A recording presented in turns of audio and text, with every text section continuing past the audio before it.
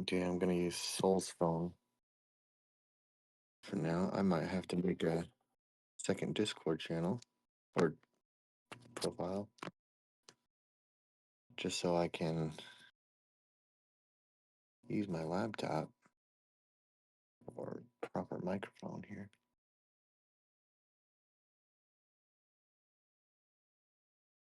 Or get a wireless headset with a microphone like that and have it go to that computer. Another option. I just couldn't unmute it or mute it, I mean, unless I turn it off right here. Yeah. Trying to do this from the stream is from another computer, and I'm realizing how far away from the screen it is.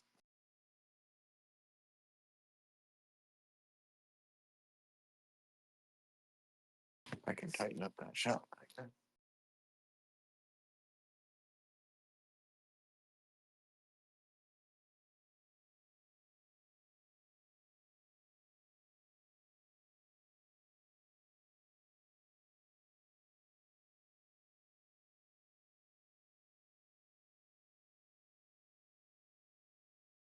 Morning, everybody.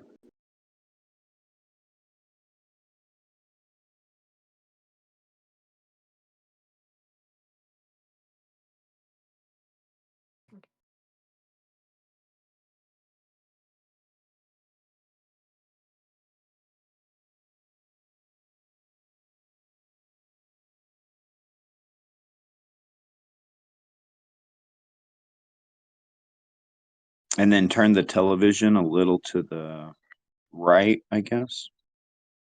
It'd be my left, but you're right. If you turn the television a little to the right, it should help.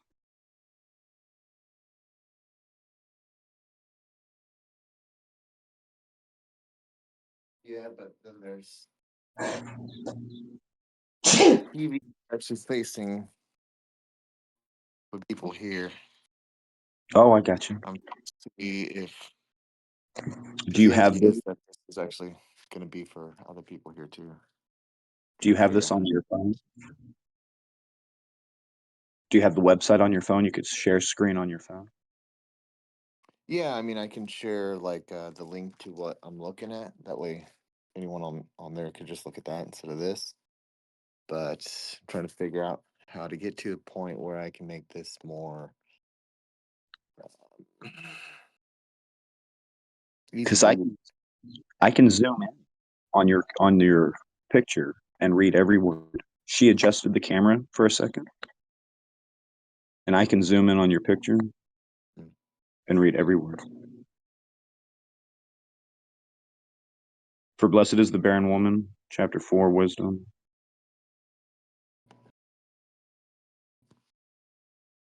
And you don't have to keep your finger on it. You can just zoom in a little and relax your hand. Oh, okay. Well, whatever works, I guess. So, whenever I have this on my website, I can get rid of the stuff at the top and the bottom a lot better.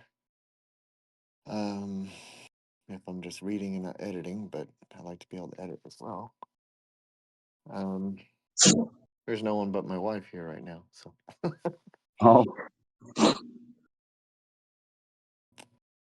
I just kind of randomly pulled this open. so then your wife could share her screen, put it on your wife's phone, let her share her screen, and then she would just kind of keep up what like a mediator while you're doing everything on that side for the television and everybody on at the shop and everything. And then your wife can just kind of help mediate where we're at for Discord on her phone, sharing her screen for those that want to see it like that on the website. True. But Shabbat Shalom, brother. It's good to see you this morning. Shabbat shalom. What's your subject matter on this morning? Nothing at all. Kind of Just continuing from last night and just seeing what else I could add to that. And I'm seeing a good amount already in this book. That's the Book of Wisdom. Yeah.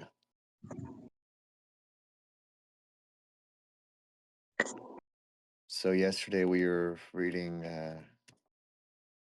Isaiah 59 and Psalm 40 and a few other psalms. And I was getting more hung up on when it's talking about truth and what have you.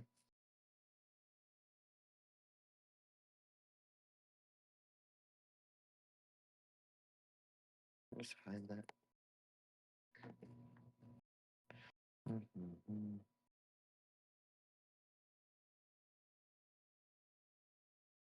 Windows is terrible. Okay.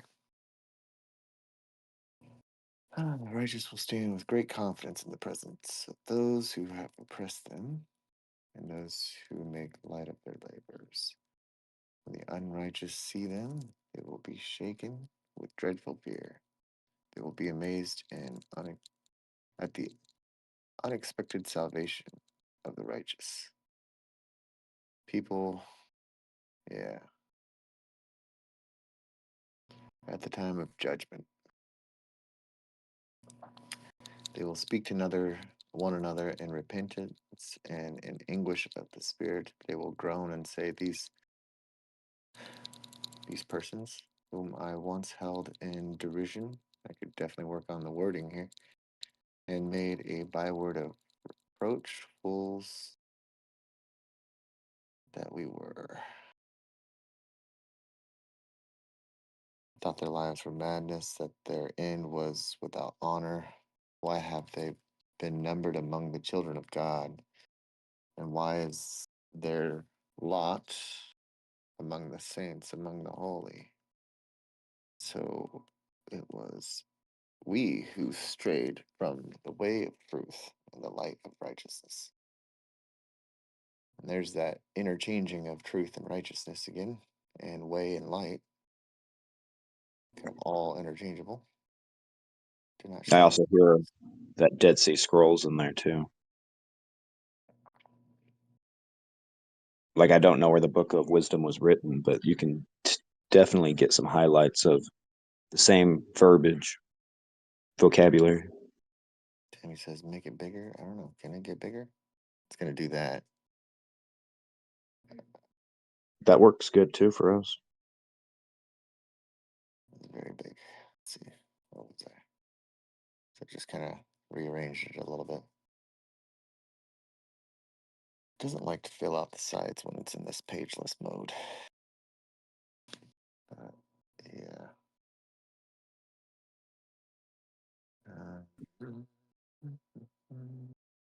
Do you have any history or background on the Book of Wisdom? It's where it comes from before the Septuagint. Correct. Like what region, what location, what time frame, what ideas? Because I really do still hear a lot right there out of that one little paragraph. You just see a lot of that Qumran group or whatever those guys were, or family girls too, the community. Right.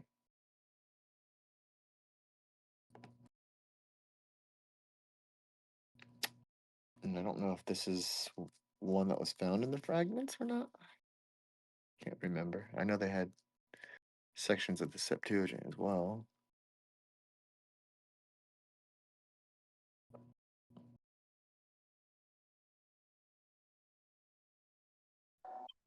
That's just a little side study I can do on my own. Then I can let people know or something. But it was Yeah. just very interesting. You're always seeing the light of righteousness, the way of truth, the way of,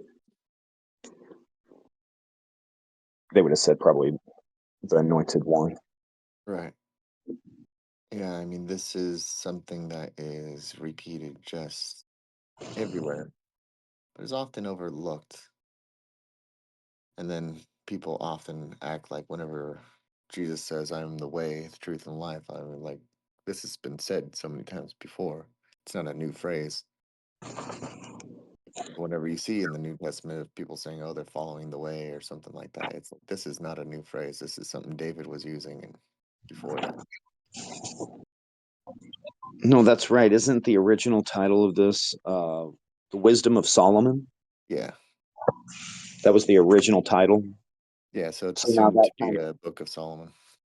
so that really does right there, hypothetically, if the title is correct and all, kind of gives a time frame of when this book was written. Right. Yeah, it's just when they might associate. They always say when a book was written is when they have the oldest copy or something, right? But which would put Right. this,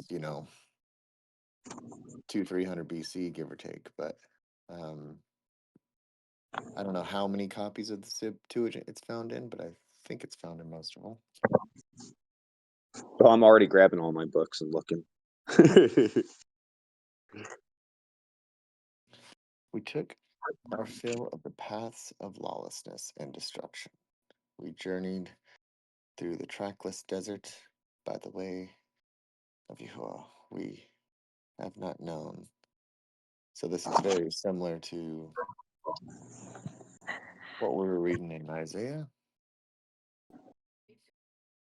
So these are the people at judgment, on the great day of judgment, the great white throne judgment, that are looking and seeing all of those who are resurrected as they're about to be judged. And they're going, oh, yeah, we did mess up. This is that every tongue will confess and every knee will bow situation.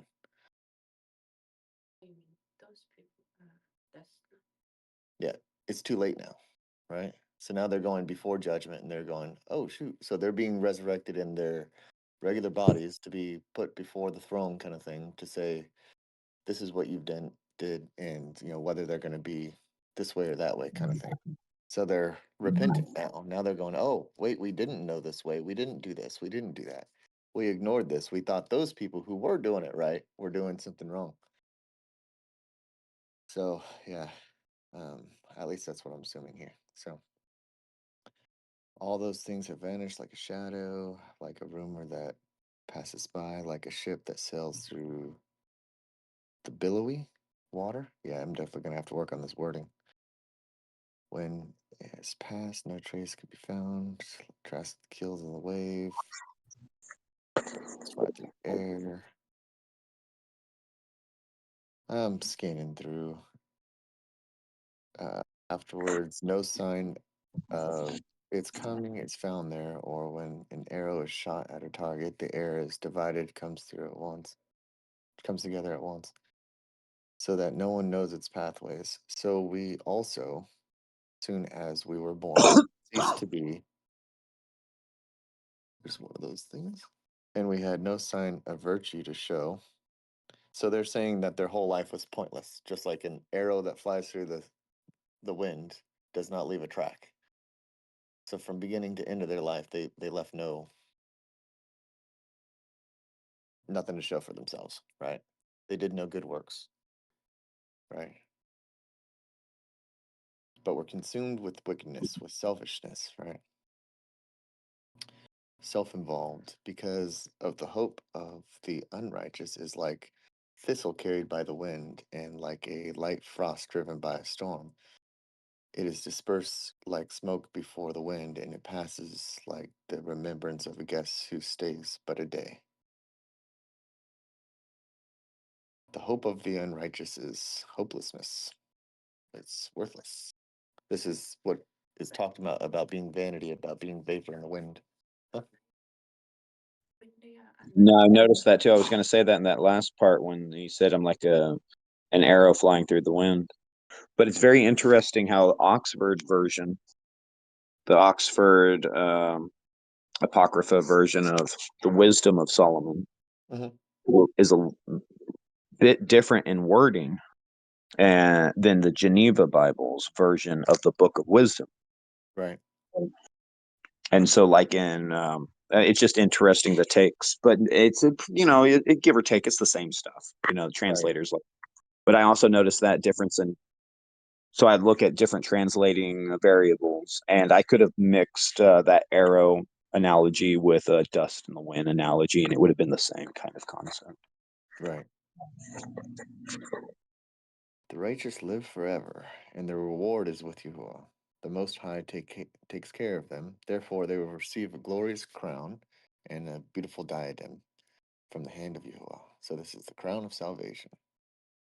Because of his right hand, he will cover them, and with his arm, he will shield them.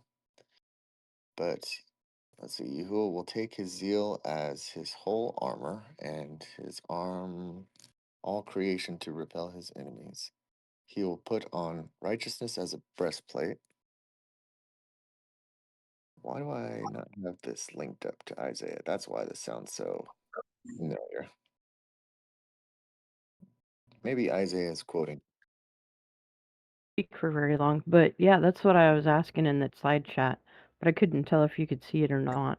Oh, Because that was part of the Isaiah 59 that we did last night with the Psalms 40. And then there was another question. Oh, I was going to ask you, is this what you wanted to look at today? Was the Book of Wisdom? Because you said you just kind of randomly threw it up there. yeah, it was absolutely random, and I just happened to settle on that verse, which is kind of funny. Could have swore that I had this cross-referenced here because I know I've seen this before, but I'm not seeing the cross-reference now. Yeah, because I didn't even think about looking into the Book of Wisdom last night when I had mentioned it to you. You know what? I probably have this reference when we were looking in Ephesians. Oh, yeah. Yeah, That's that's what I probably have so. That's probably what it was. in the bottom of the Apocrypha, the Oxford book. It links us with Ephesians 6:11 through 17, but Right. does not say anything about Isaiah. It's just Yeah, interesting how Isaiah. commentary works. Yep, sorry about that, John. Isaiah 59 goes pretty well with this one. Yeah, I don't know why I didn't put Isaiah 59 either here. Okay. That's weird. Because I was going to send out a message for you in case anybody else is free, if you wanted them to join. Yeah. Okay. All right, But I'm going back on silent, so I'll be typing in the chat again. let's cross-reference all of this nicely here. Mm. Tammy is so smart and so helpful. No, not me. Mm-mm. I give it to the Father. Okay, Ephesians 6. Good enough. And we'll go straight to here.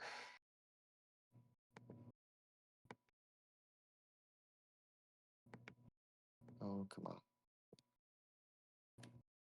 Oh, shoot. There we go. Yeah, and we'll go the other way.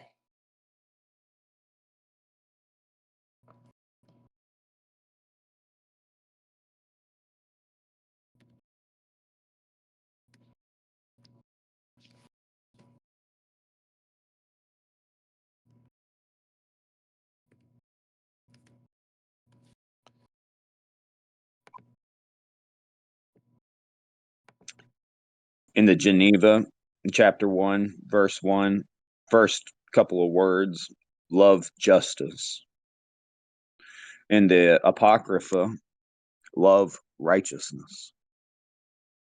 So right there in just the second word of the differences, they've changed justice and righteousness, meaning the translator took the opinion to think that that is what it meant, regardless. So you could say that both justice and righteousness is equal. Right. Yeah, they definitely are fairly interchangeable, and in Hebrew as well. It's usually just something to do with being straight, upright is straightness,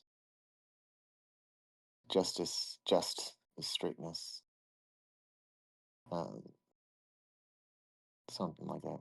Where impartial justice as a helmet. What does it say for that one? Let me come back over here for 5, right? And that was 5, 10, 17. 17 is the zeal of the armor. 18 is the righteous breastplate. Oh, and where in impartial justice as a helmet, right? What does the Geneva say? Yeah. Justice as a helmet, correct? Yeah, so they did it. They did the same word there. Huh. I'm going to take holiness as an invincible shield and sharpen stern wrath for a sword, and creation will join him to fight against his frenzy, his wild enemies, frenzied foes. Shafts of lightning will fly with true aim, and will leap from the clouds to the target as a well-drawn bow, and hailstone with full of wrath will be hurled as a catapult.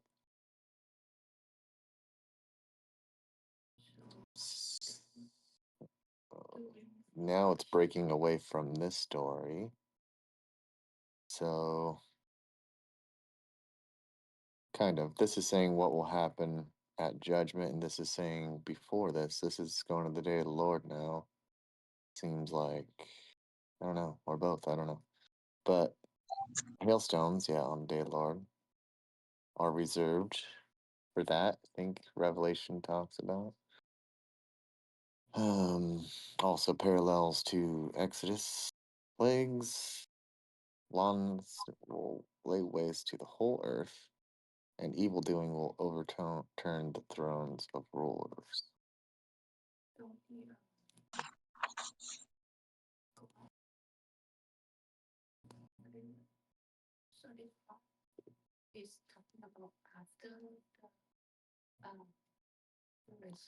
Yeah, so this is what they receive in their resurrection. Their reward is be with him, and they receive crown. And then this is talking about what he will do afterwards. Huh?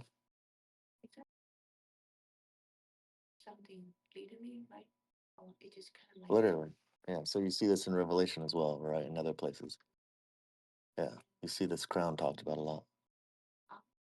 So it's like a priestly crown.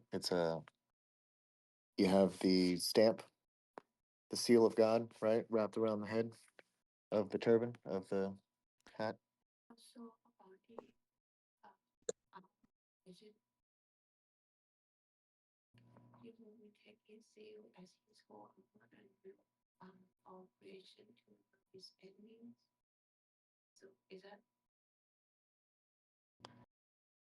Basically, it's being very poetic about him getting his vengeance, right?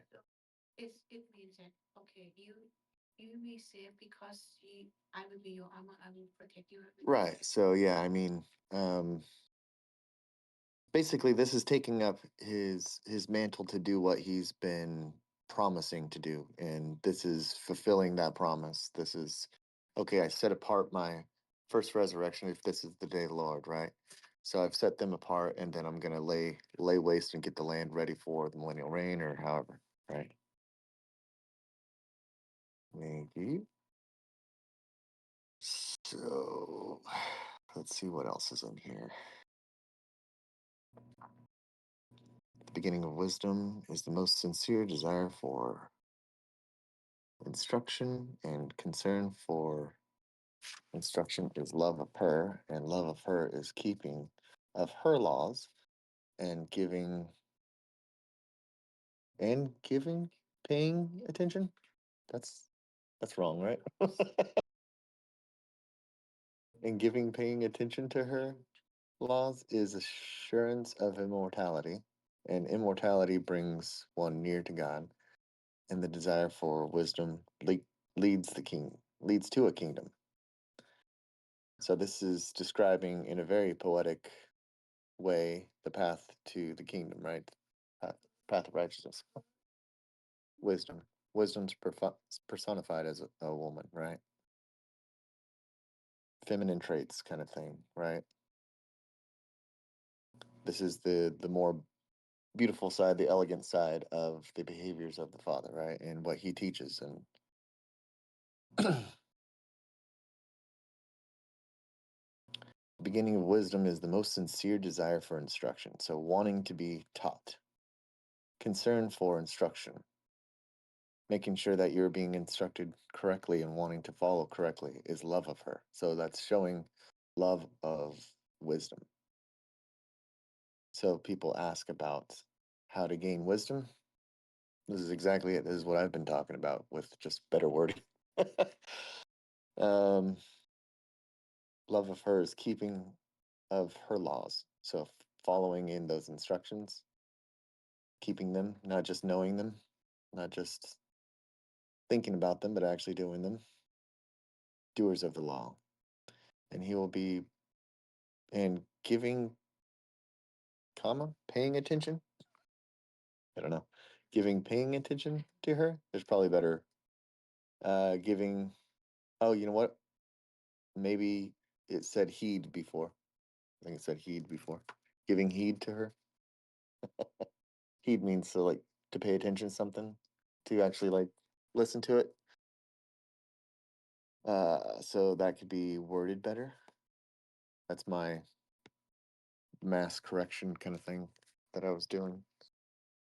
Uh, this is why I don't do that blindly anymore. So giving heed to her, I think, is what that says. So let's just put that in there for now until I find better wording. I think just do that, which is what I typically do. There you go.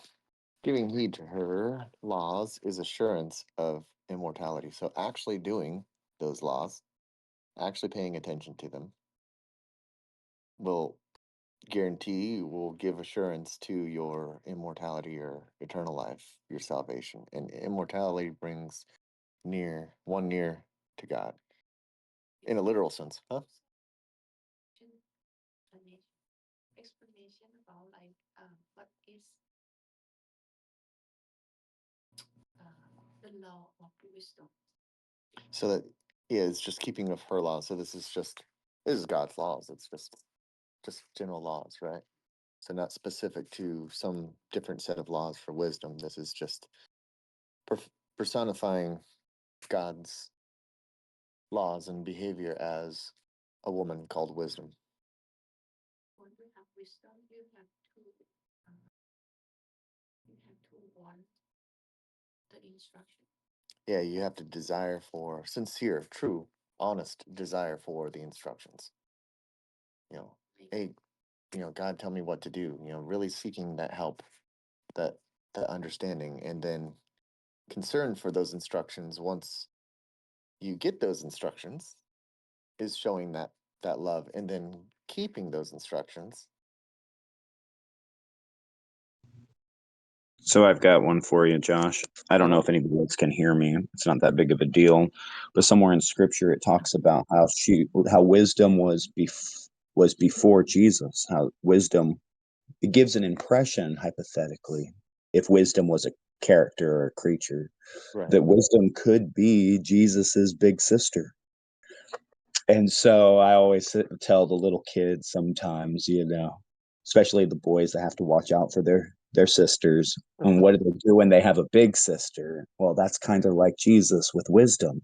Wisdom was always there before, and yet it seems to be Jesus's responsibility to make sure his big sister is set off to a rightful suitor that Right. is going to enjoy her and treat her father right, and you got to Yeah, protect absolutely. the big sister, and so I've always played with that a little bit. But anyway, back to you. No, that's absolutely right. You don't want that. This again, the just as you would treat, you know, uh, a potential bride to be, or anyone of interest that you care about, like that, right? You would definitely, as a father, as a brother, you would not want your sister or daughter going to someone who is unwise and unruly and doesn't follow uh, proper instructions and doesn't show that in their life behind closed doors and in public. And you don't want those pearls to be trampled on, right? So, yeah, this is why, yeah, so this is talked about definitely quite a lot. I think, I wonder if there's anything about like wisdom will flee from you, sort of thing, something like that. I could probably find something on that, but I'll stay on this page for now. Therefore, if you delight in thrones and scepters, O monarchs over the people, honor wisdom. So the people who are ruling, if you wish to continue to do so, You better hold on to wisdom, honor wisdom, that you may reign forever in the kingdom. I assume I will tell you what wisdom is and how she came to be, and I will hide no secrets from you, but I will trace her course from the beginning of creation and make knowledge of her clear, and I will not pass by the truth. There it is again. Too many highlighting. Nor will I travel in the company of sickly envy, for envy does not associate with wisdom. There you go. The multitude of the wise is salvation of the world, and a sensible king is the stability of any people. Therefore, be instructed by my words, and you will profit. So, this is from one king to another, if this is Solomon, then. I wonder how many times it actually mentions Solomon.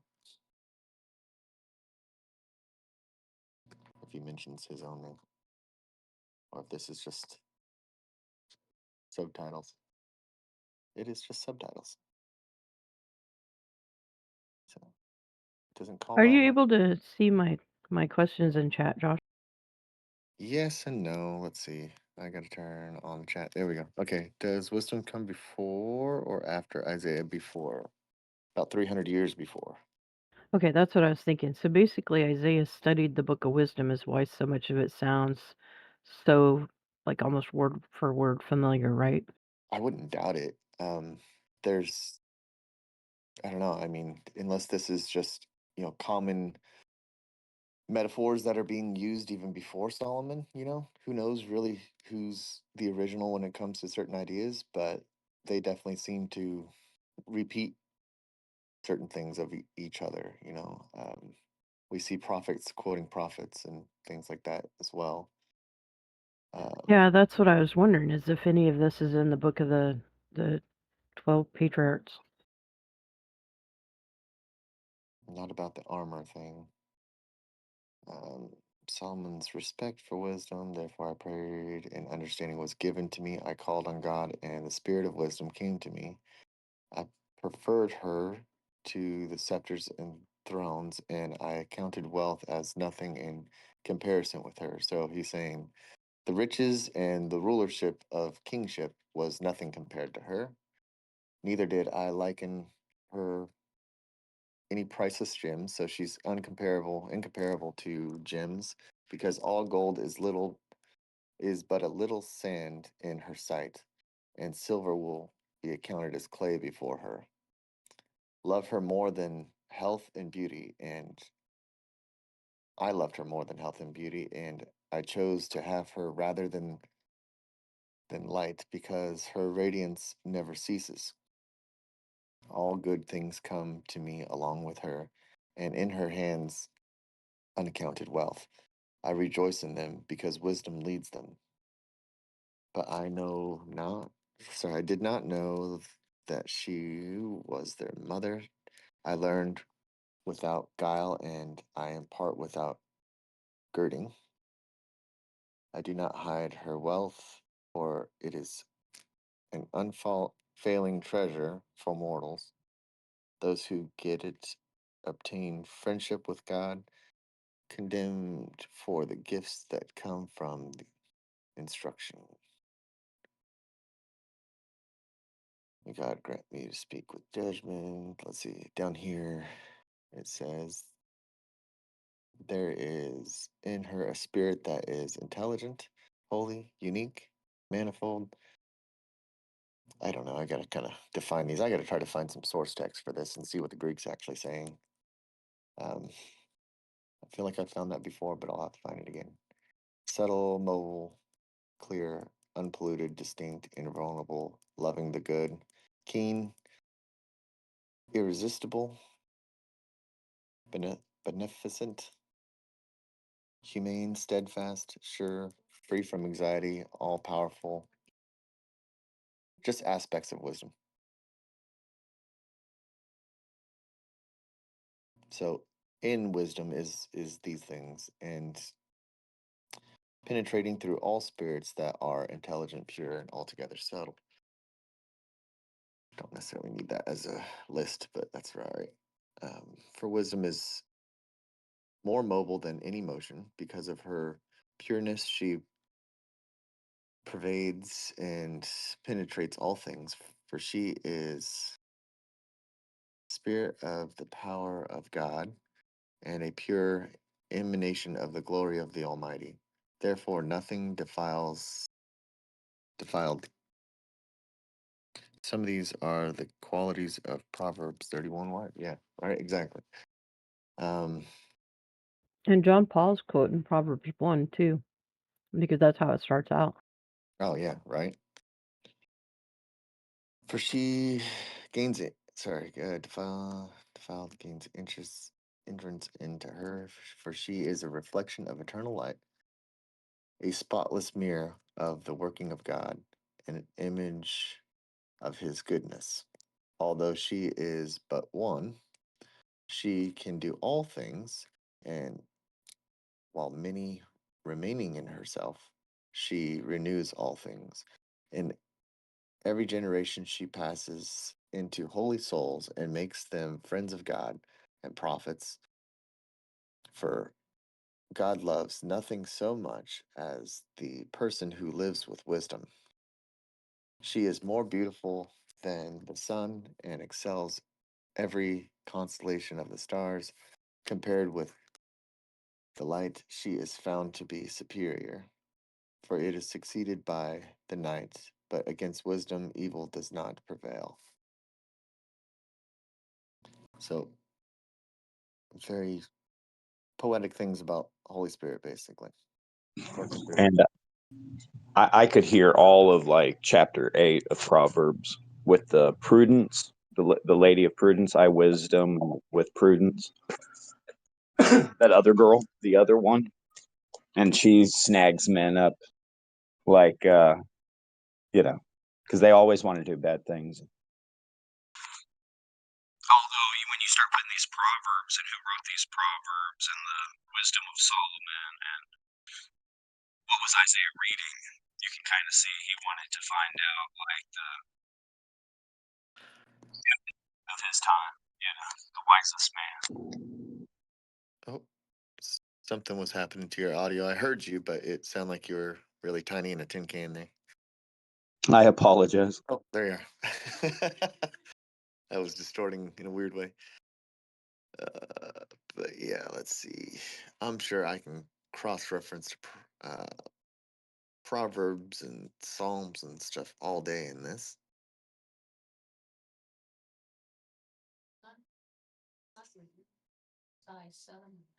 This is. It's attributed to be written by Solomon, yeah. It reads very much like Proverbs, right? O God of my ancestors and Lord of mercy, who have made all things by your word, and by your wisdom have formed humankind to have dominion over the creatures you have made, and ruled the world in holiness and righteousness, and pronounce judgment and uprightness of soul. Give me the wisdom that sits by your throne, and do not reject me from among your servants. For I am your servant, the son of your serving girl, a man who is weak and short-lived, with little understanding of judgment and laws. For even one who is perfect among human beings will be regarded as nothing without the wisdom that comes from you. Which is another thing I can cross-reference, right? Was all wisdom comes from God, something like that. You have chosen me to be king of your people, and to be judge over your sons and daughters. You have given command to build a temple on your holy mountain and an altar in the city of your habitation, and copy the holy tent that you prepared from the beginning. That's an interesting phrase there, but yeah. That you prepared from the beginning. I just realized that God things. a lot of wisdom too without mentioning God. Right. So I know you can't hear her. It's like I'm hiding behind the TV. It's different kind of wisdom. So this is the wisdom how to get to the next life, like eternal life, right? But in Buddhism, they will give you wisdom how to for this life, like how to like live in peace, how to be happy with what you have. Right. And that's definitely a portion of it, right? So she's talking about relating certain things from Buddhism that she grew up with in Thailand and how it doesn't really speak about what this wisdom is really for or where it leads, but it's just kind of basic wisdom about how to live in peace with the life you have now, but not necessarily where that life is going. But they definitely do a lot more practical practices of practicing these things, of meditating and well, at least in the temple and in the religion itself, but not necessarily out in the world. It's not like all these people are doing this every day. Very few actually do, just like anywhere. Walk into a church, walk into anywhere, and any room, it's going to be hard to find a person that really follows that.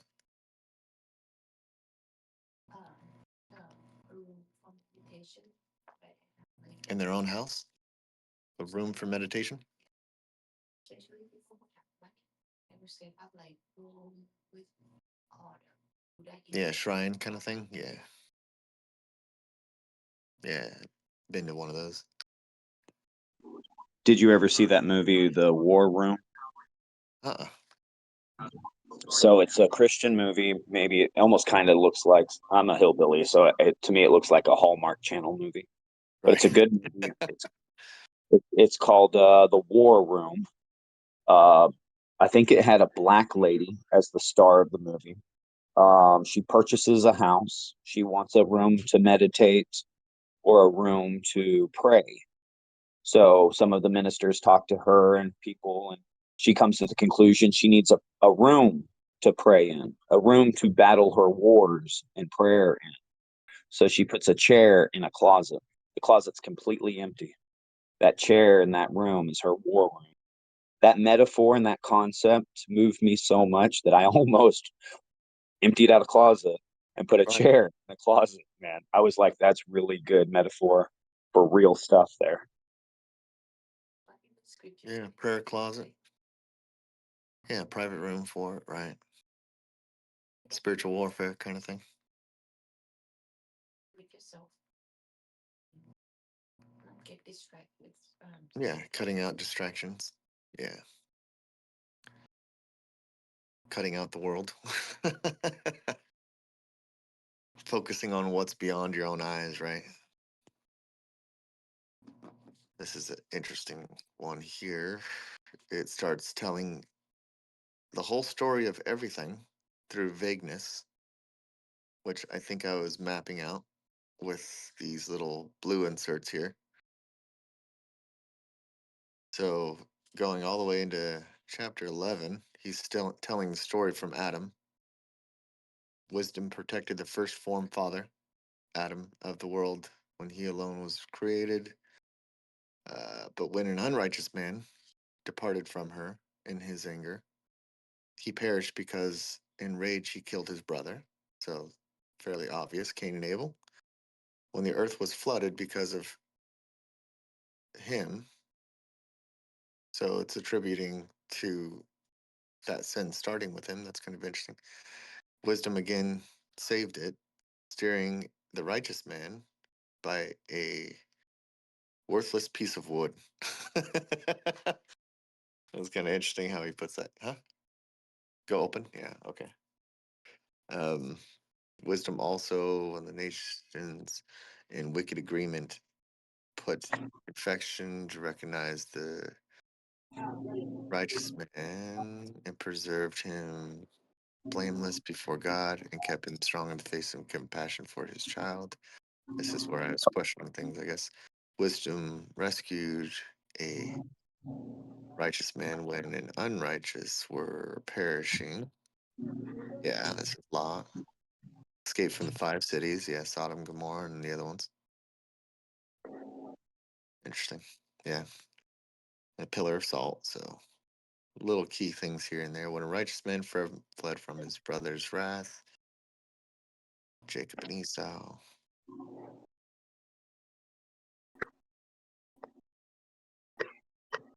Interesting. This book definitely needs a little bit of work here.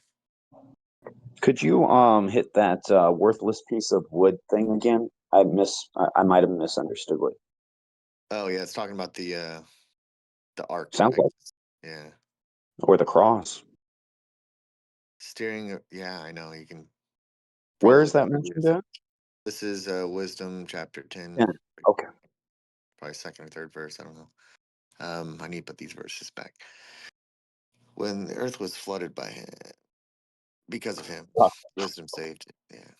Steering the righteous man by a worthless piece of wood. that ark, Interesting that uses of cover words. is where we get the word coffin cover from. So that was the first coffin, the first baptism, or the first resurrection, if you Right. wanted to look at it like that. Yeah, absolutely.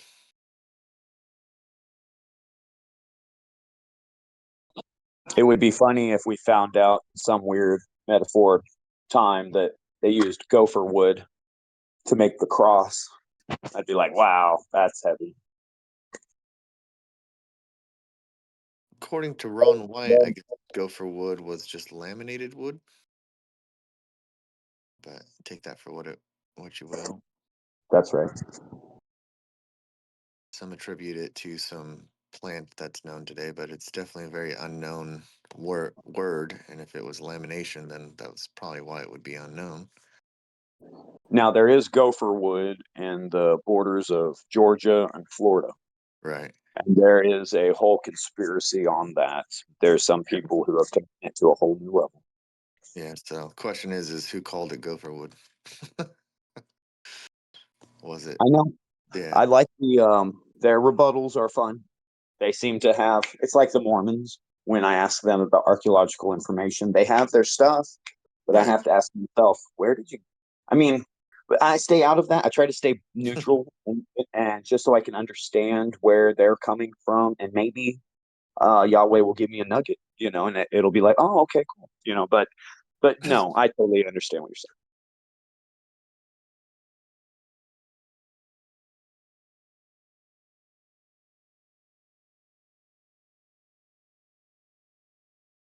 Because wisdom will not enter a deceitful soul, nor dwell in a body enslaved to sin.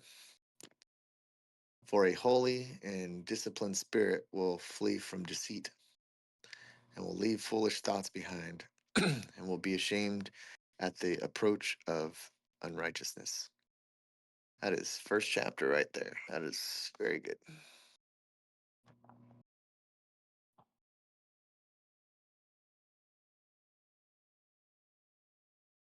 Hey, Wisdom is a Josh, family spirit. Huh? you got a second? Yeah. Hey, I'm reaching out to Killigan, or Killigan, good grief, Killian, and he uh would like to know, do you have an event link to post in his server to join the study right now? I do. You should be able to see it. I don't know Oh, if you're okay. uh, let's see. He asked you if you wouldn't mind posting it to see if others would come join you. I know I already posted it on there. I think it got buried because I didn't see it at all, and I was kind of looking. I might have put it in the cognitive abilities thing. Ah, that's probably why I didn't see it because I don't go down that far. I'm on Soul's account. I know I invited her to Sons of Adam, but I don't see it on here. Where do you get invitations from? Notifications? Nothing. I don't Yeah, I know. don't see it in the cognitive abilities. Oh wait, there's the join.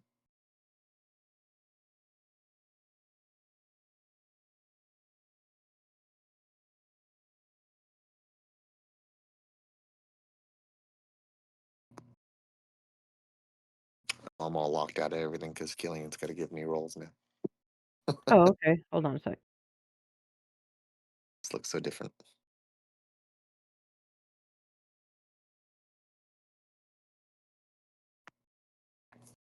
This is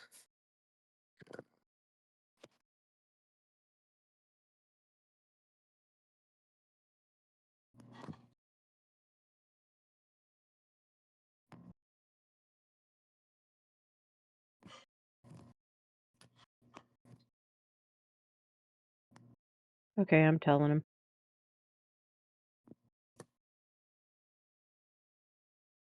Yeah, I've been looking for the link, the event link on his, and I haven't seen it yet.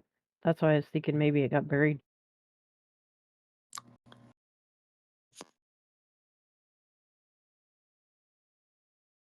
but will not free blasphemers from the guilt of their words, because God is witness of their most innermost feelings. See, this would go against the thoughts and behaviors of the Pharisees, it seems.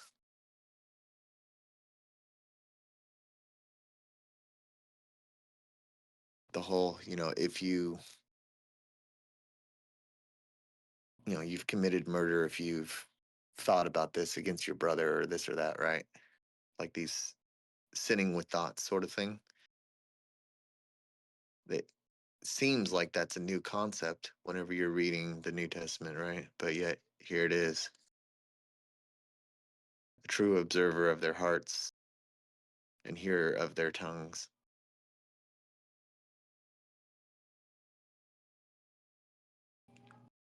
Because the Spirit of Yahuwah has filled the world, and that which holds all things together knows what is said. Therefore, those who utter unrighteous things will not escape notice and justice.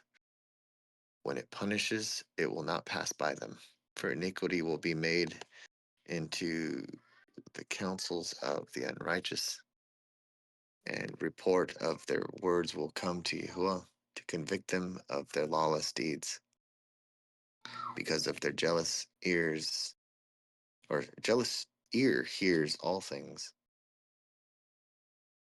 and the sound of grumbling does not go unheard. It's that zealous word, I think. I got a Beware. reminder from one of the students in the class. I've got a class going on right now with Hugo Martinez. He's a professor in Chapel of the Hill in North Carolina. Anyway, I go into the room. There's two people, me, one other person. so don't. I mean, if anybody ever thinks about the numbers of who's in their rooms or what's going on, I mean, I'm studying. People pay good money to get in these classes. Two people are in there, and they paid for that room. That room should be empty. I mean, it should be full. And two people showed up to class today. So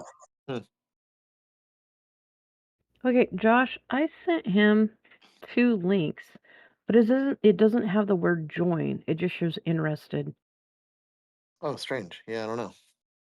Yeah, Well, hold on. Maybe because I found it under self promo, but again, it doesn't have the word join. It just shows interested. it's probably because I have it for an hour. Maybe it's because it thinks that the event is over. Okay. Um, I'm guessing because that's like 3 minutes past it now. right. Okay. I wasn't sure. I was trying to help you out, but it's an All epic right. fail at the moment. I don't know if you are able to see or edit that um, event or not. Well, I didn't want to screw it up like I did last time. I will leave the techno stuff to you guys. Or just an invite to the server or something. I don't know. Yeah. Well, that's kind of what I was doing, was seeing if he would throw it into his server. because it felt weird for me to throw it into their server. And so um, he was asking me for a link, and I was like, sure. And then I threw two of them in there, and all it does is say invite. There's no actual join. So that's what I was trying to sort out. Right.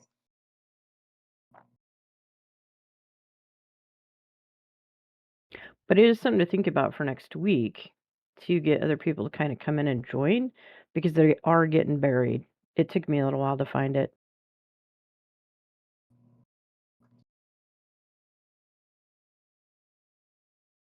Yeah, this is Life of Yeshua. Another interesting thing here. Let us lie and wait for the righteous man, because he is an inconvenience to us, inconvenient to us, and oppresses our actions. He reproaches us for sins against the law. He accuses us of sins against our training, teaching, I guess.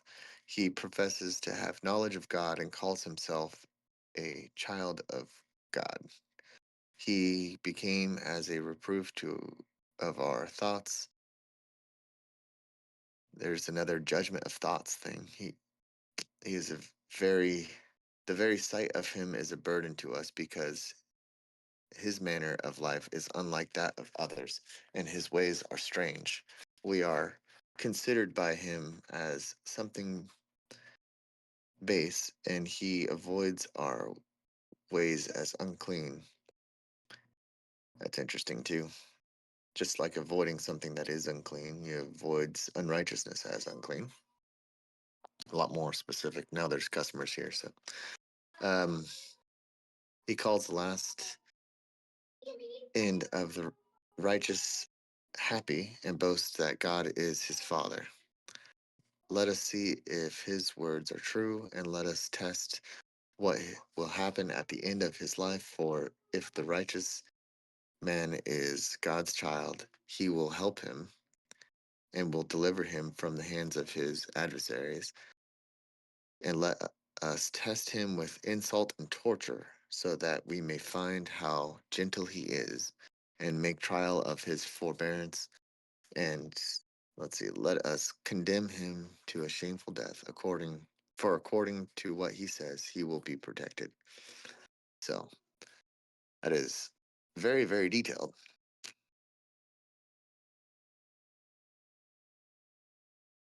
So it seems, according to this, that Solomon very much understands who the Messiah is.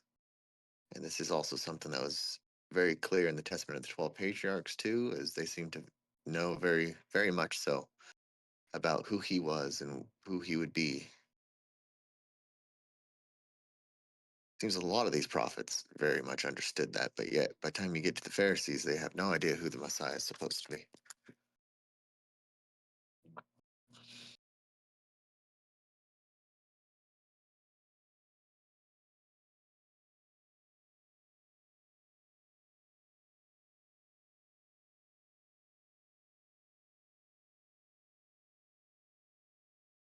So this is childless ones have a blessing.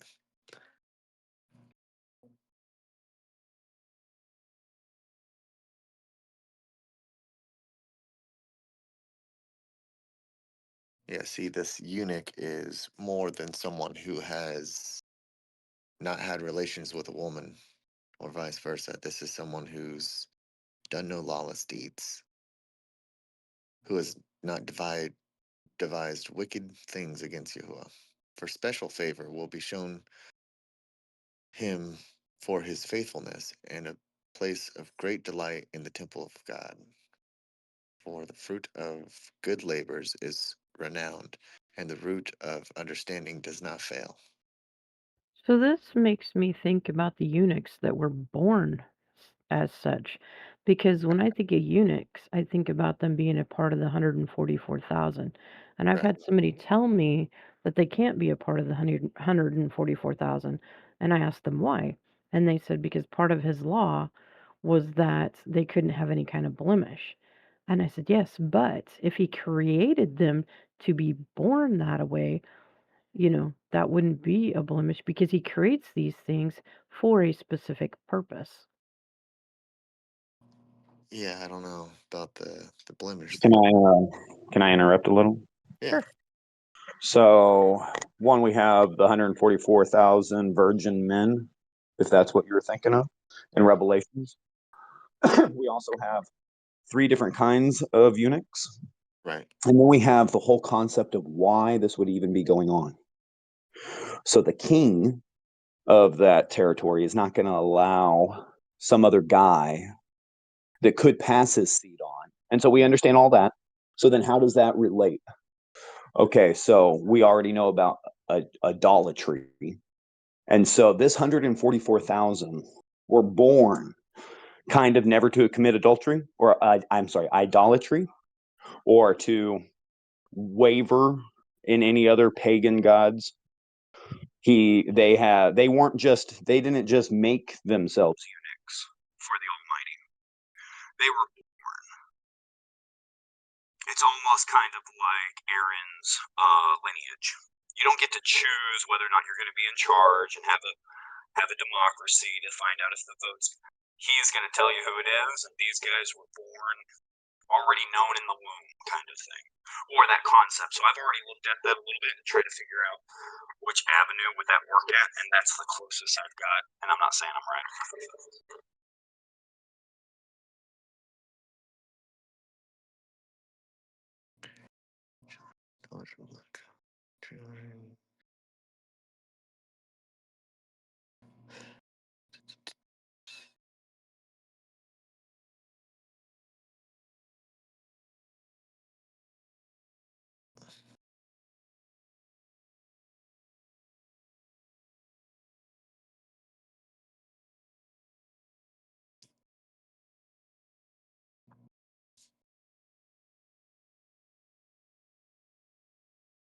Yeah, this book definitely needs a little bit of love here. I've not touched this in a long time. Yeah, because the other thing that comes to mind, especially thinking about eunuchs and their role that they play in the kingdom, is Isaiah 22:22 with the key of David. Because for some eunuchs, the only way to get to the king was through that eunuch, I guess you could say, because he was kind of like the messenger. Does that make sense? Some reason it did in my head.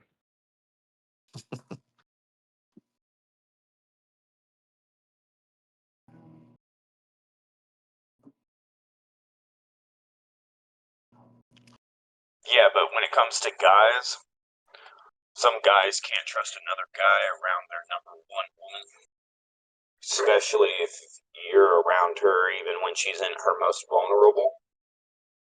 But if I know that you're a eunuch, then my trust for you is almost greater than maybe even a messenger. Because not only do I trust you even with my most vulnerable parts. Like, for instance, when Ham saw his father's nakedness. Is that really what he saw? Or are we talking about something that is so? My son asked me one time, um, does God have a mom? Does Jesus have a mom? Does God have a wife? Does the Father have, and if so, what's her name?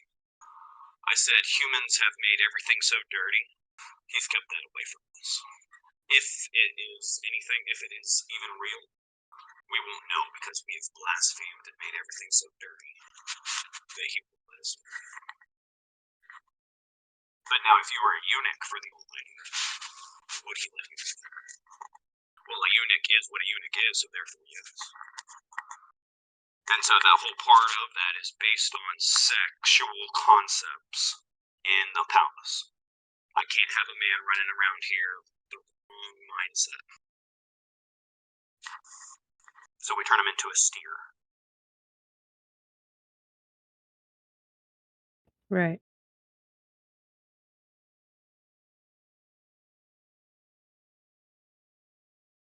Now, some of us are born, or is that the second birth concept? Where you already have the commandments written on your heart. You already have the circumcision of the heart of the flesh.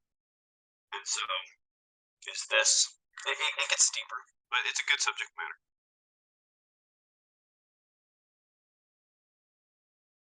So was Eliakim from Isaiah 22 a eunuch then, do you think? Yeah, I mean, I don't know, but yeah.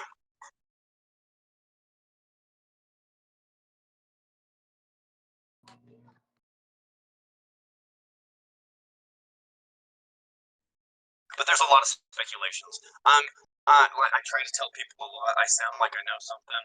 I'm really a hillbilly.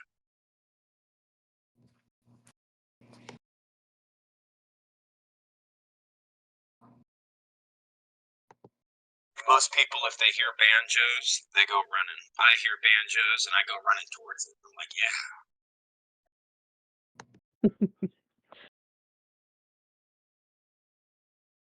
Hey, banjos are pretty cool.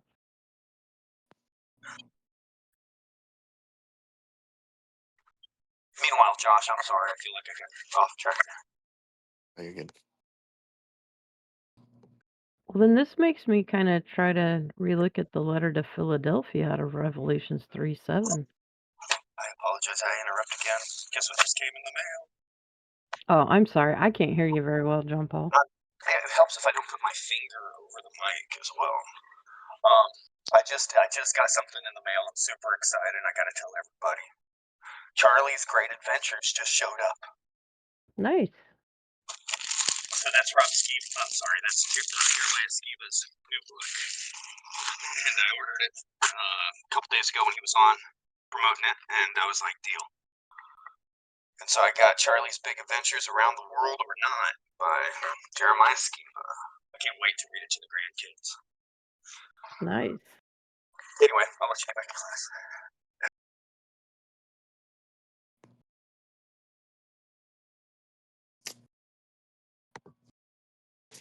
Put something for this. Start with Wikipedia. Why not? Yeah, because I keep referencing to Isaiah 22:22 as part of the keys to spiritual warfare. Because that key is Yeshua. I mean, maybe not in this particular case, but when you reference it to Isaiah, or not Isaiah, but Revelations 3:7, it shows it.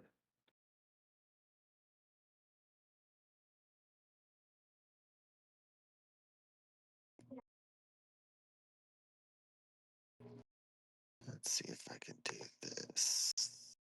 I had a little flashback on Ghostbusters when you were talking about the key holder.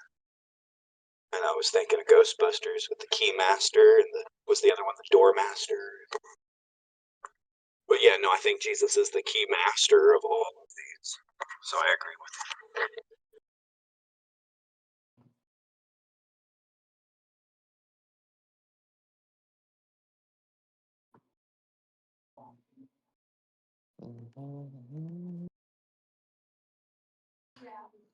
Know what I'm doing.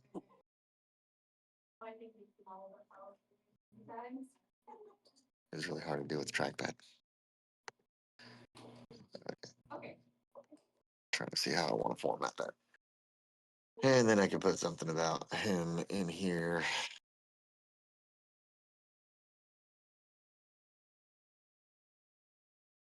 Okay, I'm just gonna cheat here.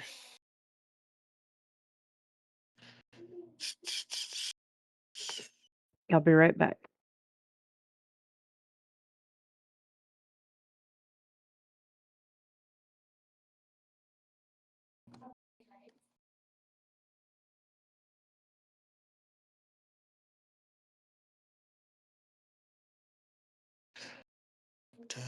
God will establish. That's right.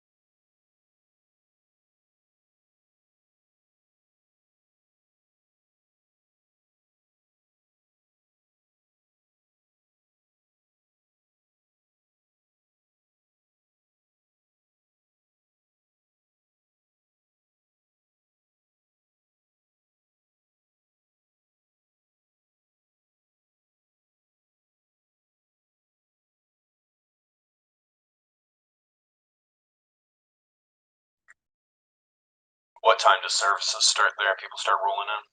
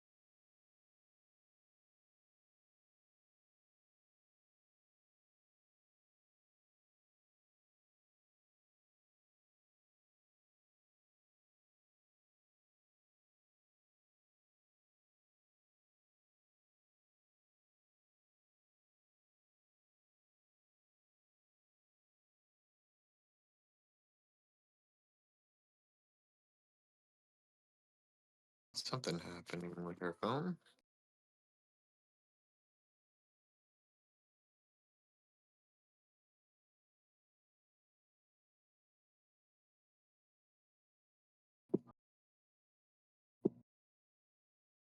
Yeah, I was in and out of. I'm doing 2 classes at the same time.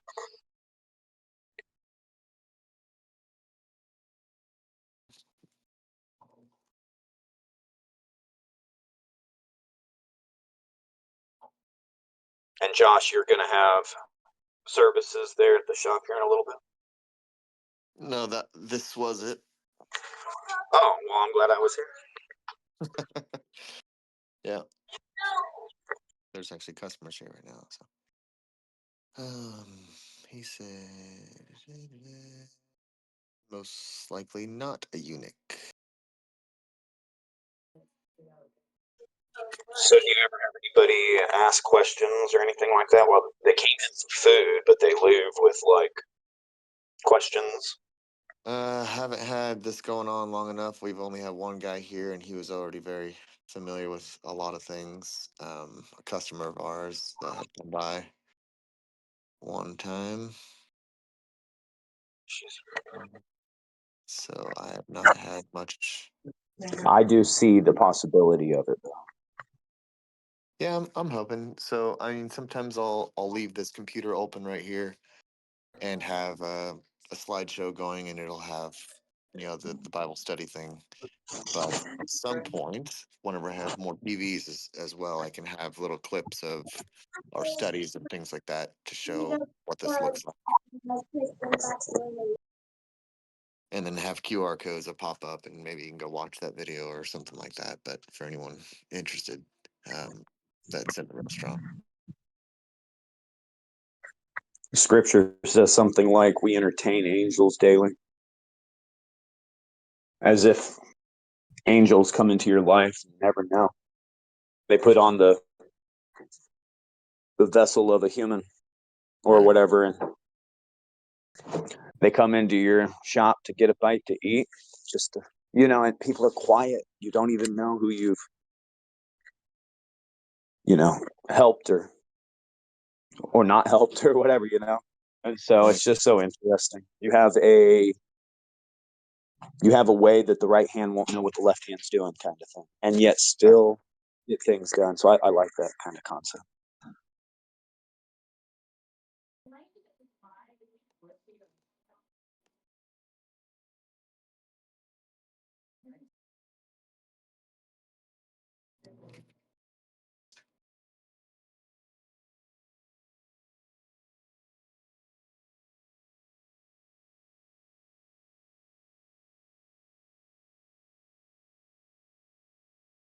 His view of the Exodus is interesting.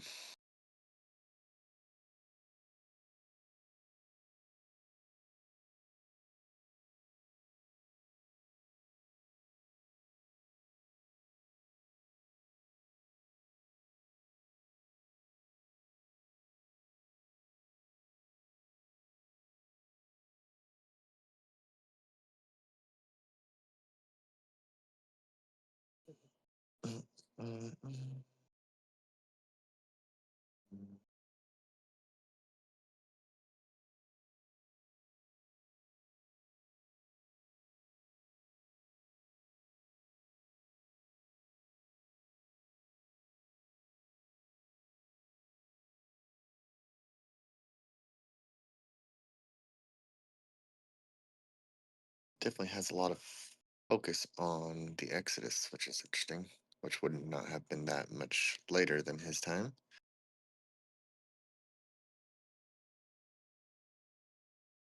$400 years later or so.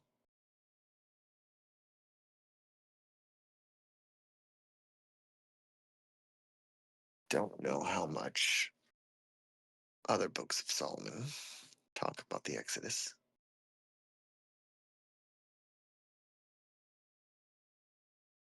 See what some of his Psalms have to say. Oh, I gotta fix formatting here too. I'm back. Hey, Lisa, how's it going? Figured. We got someone else? Lisa joined us. Some? This is me at my restaurant.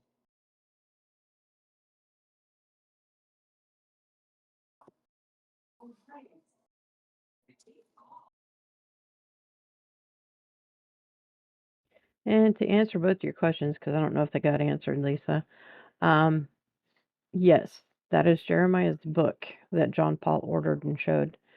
Um, oh, I guess he answered that. Never mind. I can't read.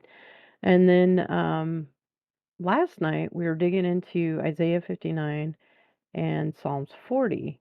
And Josh threw up the Book of Wisdom as a test page to start his live stream today because he's been trying to get Bible studies going on Saturday mornings at 9 o'clock Central Standard Time.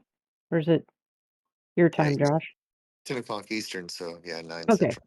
So 9 Central Standard Time. And so anyways, he said he threw up the Book of Wisdom, and some of the content from the Book of Wisdom went with the studies in Isaiah 59 and Proverbs 40. So we've just been digging into that, the comparison of things, so he could put references in with each one so that people that go back to look at his website can see this and dig into it even more if they'd like.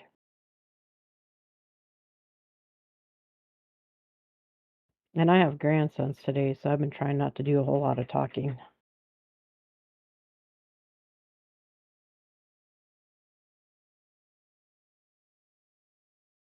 Since I don't know if I'm on Discord on this computer, if you want to find it, it's in the main Living Word Bible channel. And then wisdom is in the Apocrypha, or it's in all the writings of Solomon over here. Easy enough to find, and right now I'm also looking at Psalms of Solomon just to see what's in here. And I threw a link to your Living Bible website into the bubble chat.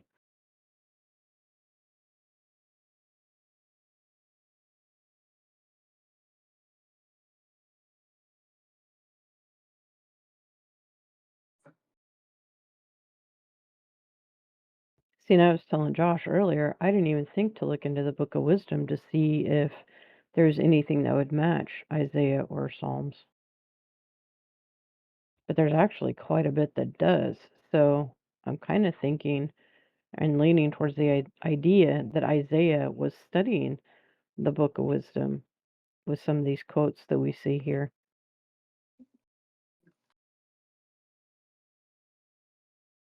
Yeah, it would have been, 200 and something years old. Kind of interesting thing to think about. Yeah, was Solomon ever considered a prophet also, or just a king? I mean, yeah, he prophesies about the day of the Lord and all kinds of things, so I would consider that a prophet for sure. Okay, so to me, that Book of Wisdom would be under the prophet side of things if you had to label it, right? Yeah, I mean, yeah, for sure. Yeah, he's just a lot more poetic with everything. Okay, well, learn something new every day. But I mean, not that, I mean, so is Isaiah. It's just he's usually poetic about less pretty things. Yeah.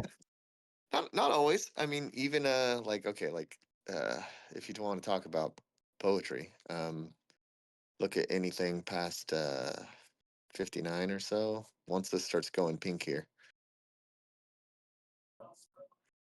forgive the scrolling here. Okay, 51. So all of this her is Jerusalem, is Zion. Um, why is there? Oh, that's an interesting note. No paragraph break in the Great Isaiah Scroll. So it's saying that these are together. That's interesting. And that would be part of the Dead Sea Scrolls for the Yeah, book of Isaiah?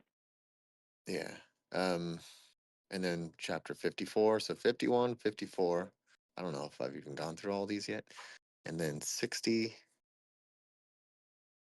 60, and then 62. 62, I think, is most of them that I need to fix that.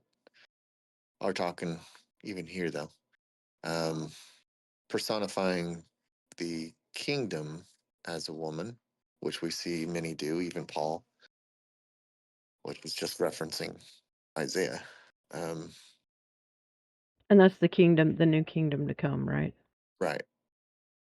So this is also, which is why you see daughter Jerusalem so much, which is why Paul intuitively says mother Jerusalem, because he sees that there's two, right?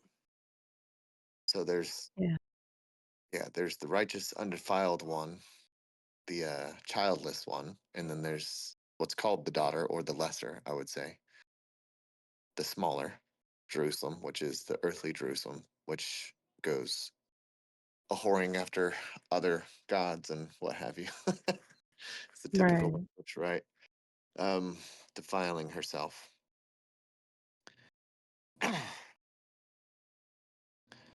So you see a lot of this kind of talk. Sometimes it's a little bit more straightforward. Sometimes you have to really kind of read through it to figure out who this she or your or whoever it's talking about. And then it's your gates will always be open. You see like certain things here. I still haven't figured out this use of foreigners, because it usually just says Ben, which is son. So it does that a lot. Um,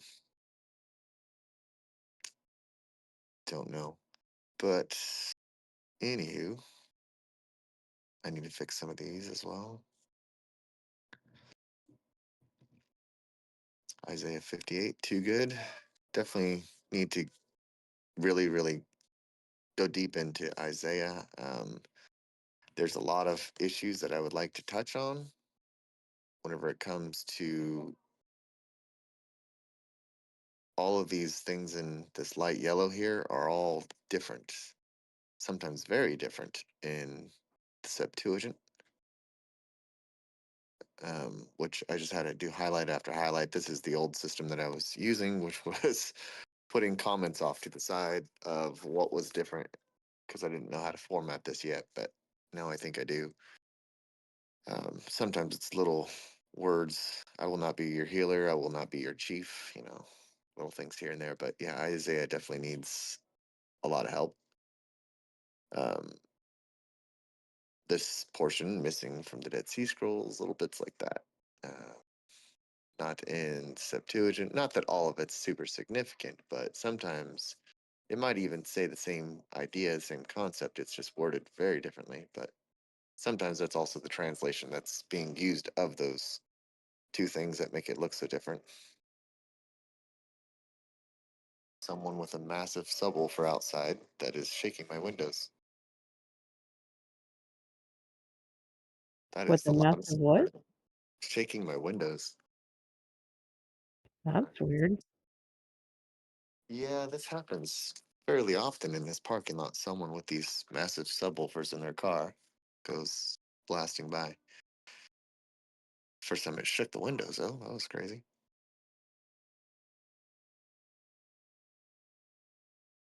Yeah, and I feel like I should do a whole study on that phrase on that day.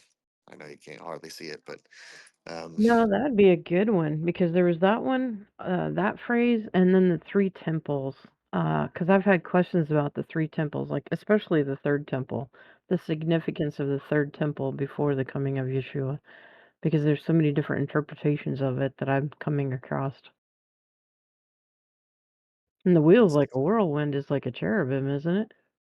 The Ophanim.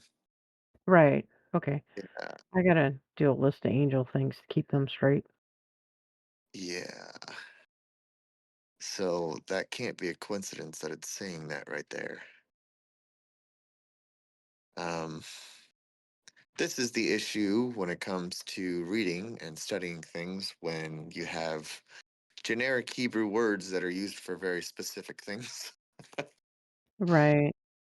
So wheels, or I think it's just turning, something like that. So this is where I was getting that concept of these angels that are in a whirlwind, where it says that it has many eyes. I kept thinking of, like, Tasmanian devil or something like that, right? Where you see a whole bunch of eyes because it's spinning.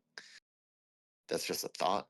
Um, but there's this concept of something about them spinning, whether they're spinning like a wheel or not. I don't necessarily think that it's really specific to a wheel, but it could just be, again, even if you want to say it's that wording of a wheel, you could say a whirlwind or a tornado is spinning like a wheel spins, something fast. Um, Well, that makes me think of whenever Enoch and Elijah were taken up into the heavens, you know. yeah, and it says sometimes like in a whirlwind or something. So what this Hmm. whirlwind is a whole nother thing of its own. Um, what is this even talking about here? This is in Isaiah 5.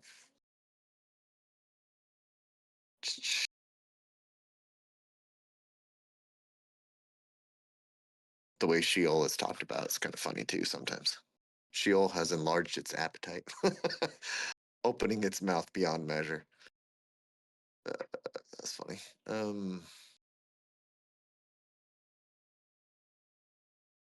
These need a better thing than that. Good, evil. Darkness for light, light for darkness. So this is usually where I was doing this.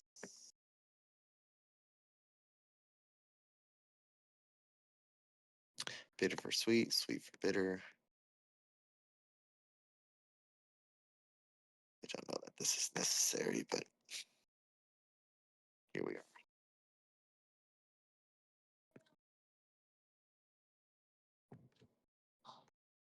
Sounds like my children are bothering customers. Uh-oh. I'm pretty sure they're over there and I hear their voices, so I don't know. Um, so let's see.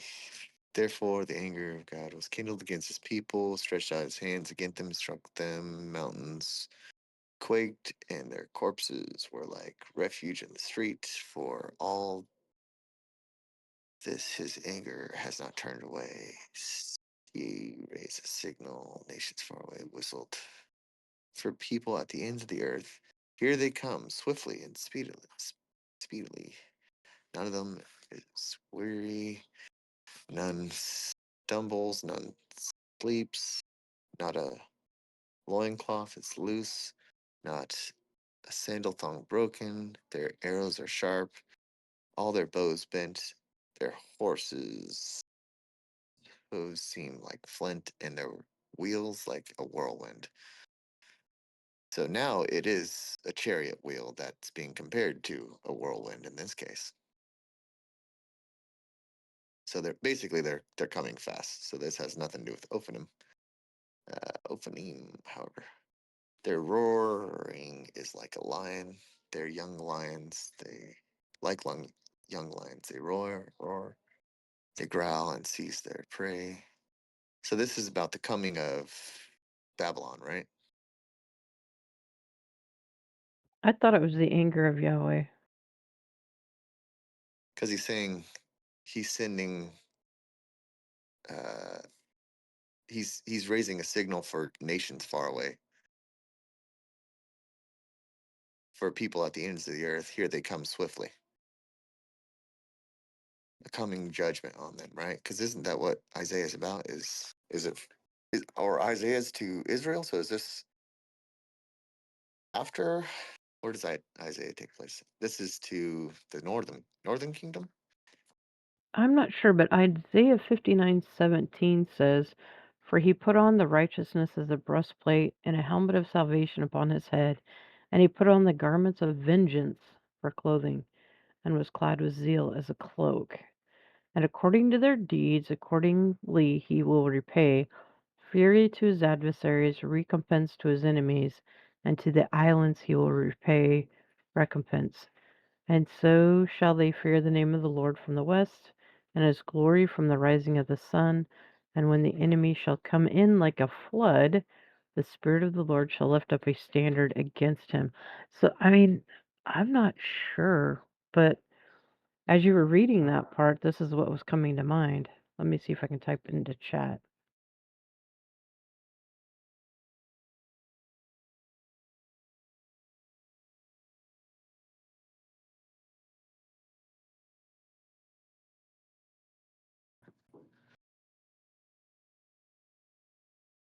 They attribute 3 different writers to Isaiah. That's strange. Well,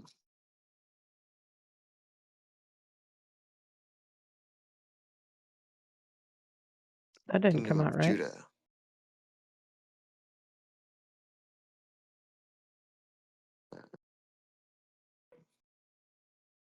Well, BibleBot had a mind of its own because I was trying to type in Isaiah 59:14 through 20, and it came out Isaiah 58:14 through 20, but only 14 come up. And it says, "Then you will truly enjoy knowing the Lord. He will let you rule from the highest mountains and bless you at the land of your ancestor Jacob. The Lord has spoken." Interesting. For some reason, this is hurting my head. Okay, Isaiah, fall of the northern kingdom. So,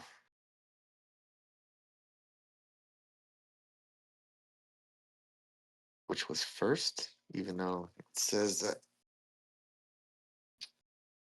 warning a couple hundred years later of the southern kingdom.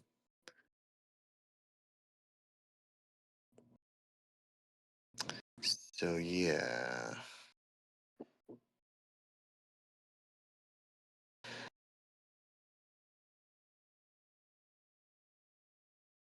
The mountains quaked and their corpses, for all this is not turned away, stretched out his hand.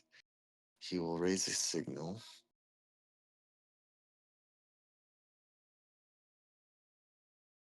Here's a thought that's probably clear off in left field, but if he's addressing these different kingdoms, that's almost like Yeshua addressing the different churches, right?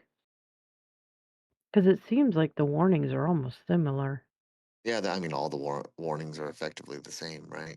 Um, it gives different examples, like with the 7 churches, it's different examples of what they're probably all doing. It's not necessarily specific to them, it's specific to anybody who follows that type of behavior. Right. Um, so I don't know what I'm looking at now. I got to reformat all this because, yeah, trying to get this ready for our website, which might have to be rebuilt again, but whatever. Someone's helping me work on that right now. So who knows? Maybe soon enough we'll have a product out of this. I don't know. I don't know what that would look like. I think so far it's looking pretty good.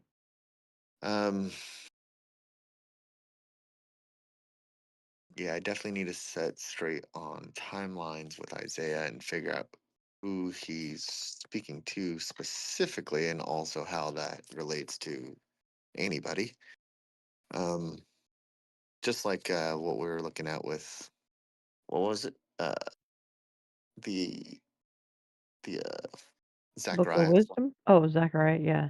flying scroll thing being a very generic warning. But I mean, you can go through any of these prophets and start finding things like that, right? Um, Yeah. They're all trying to warn, right?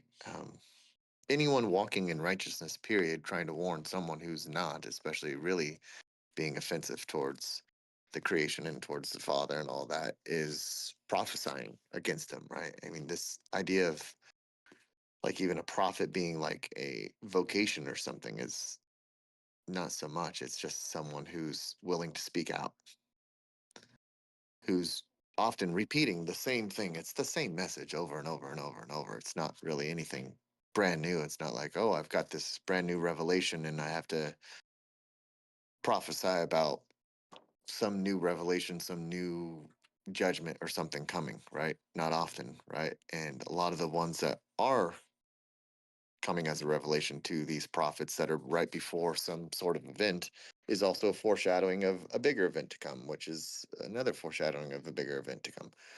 Um, so it's all the same warning for the same type of event, and it's the same type of judgment, uh, and it all leads up to the final judgment and the final um, execution of judgment on the world,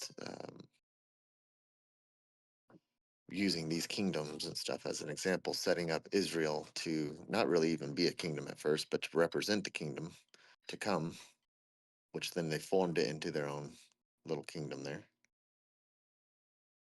Yeah, I think that's a struggle sometimes when studying out the book of the prophets is to know which part is the past, which part of it's the present, which part of it's going to be the future. Yeah, kind of all blends together a lot of the time, right? Yeah. And yeah, I mean, we see this so much, and oftentimes, I would say more often than not, it's more so referencing the future than it is those people at that time, because especially reading through Isaiah, you're like, this didn't really apply to them.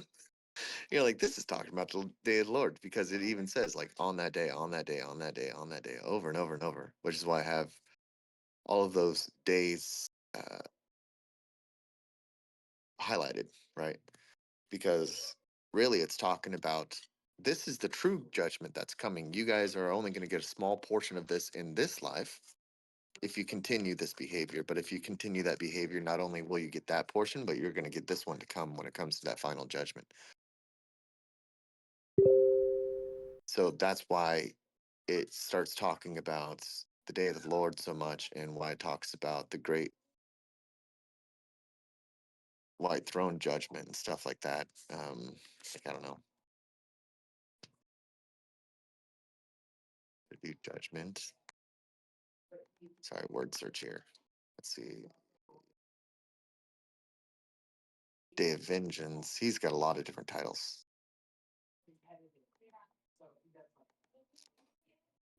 Okay, doesn't really use that wording here. Well, uh,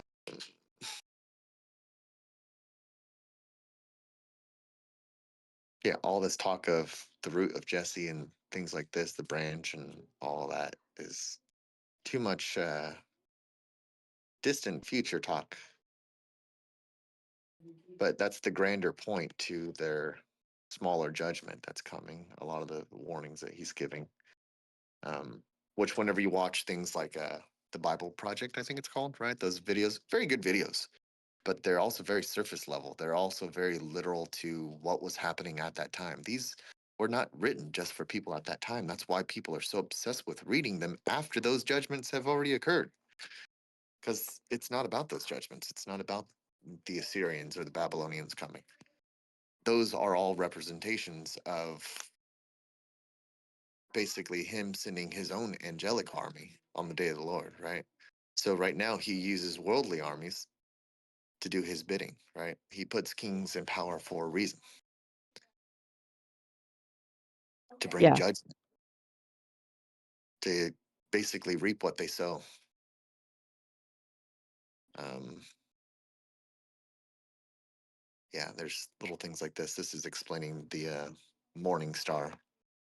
And And that in itself is another study that I know we've done, but I don't know if there's a paper on. I started one. It doesn't look like I have it linked to anything. I'm pretty sure I started one, but this is comparing the. It's the same. Basically, it's the same idiom used for two different things. the greater and the lesser kind of idea. That's it.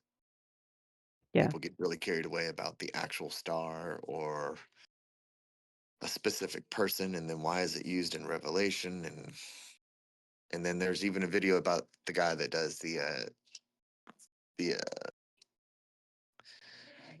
reviews of like the Hebrew text of the New Testament and stuff, and looking at the Hebrew Revelation and going, oh well, it doesn't use this word. I'm like, but it's still saying the same thing.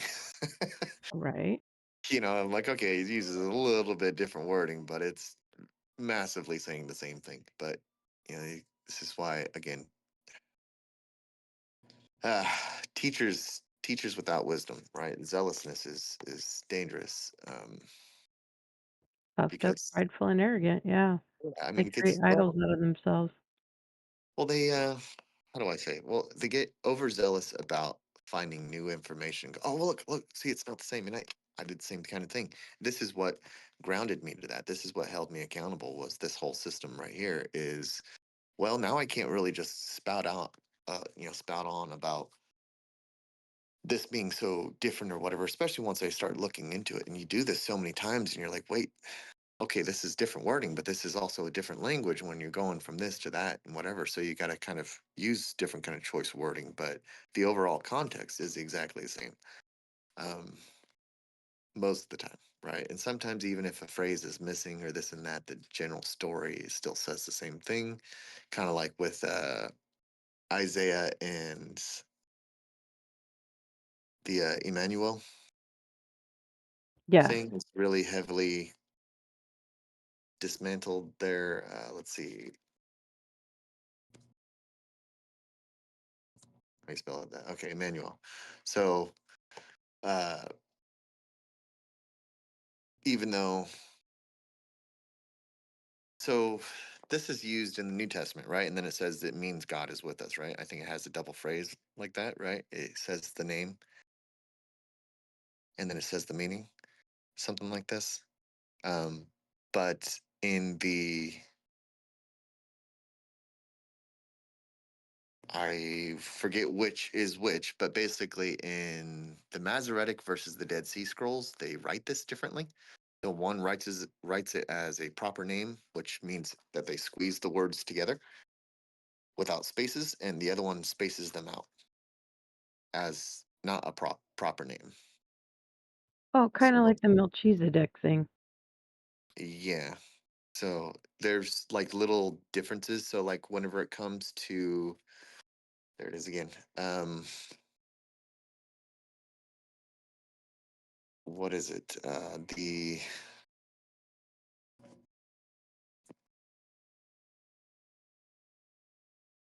This one, Isaiah 9. So people get really hung up on that too, right? Looks like I got some sort of video there. I wonder which one. Okay, yeah, that's that one. Oh, okay, that's actually explaining some of these issues and differences. So this whole passage and phrase, depending on your point of view on how Isaiah is speaking, um, can be translated as wildly different things.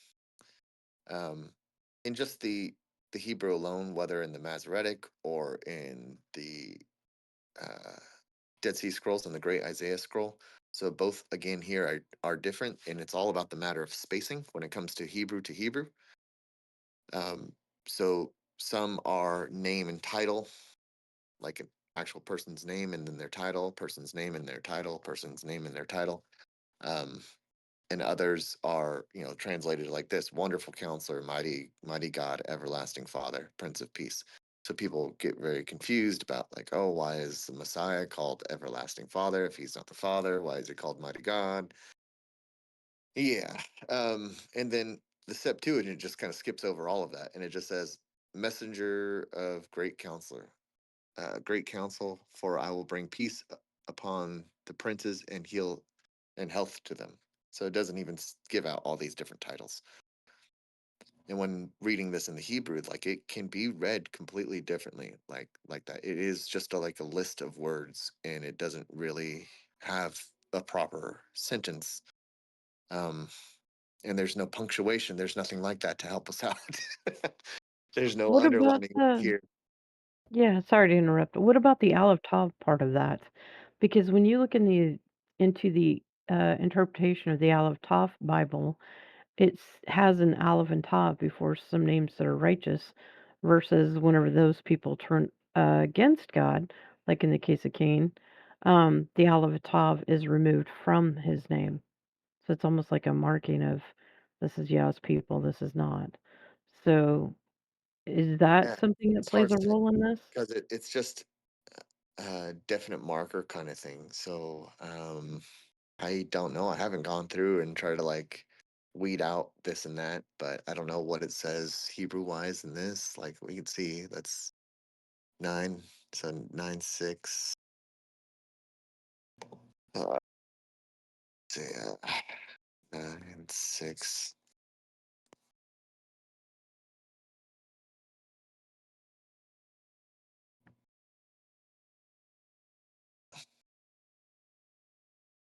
No,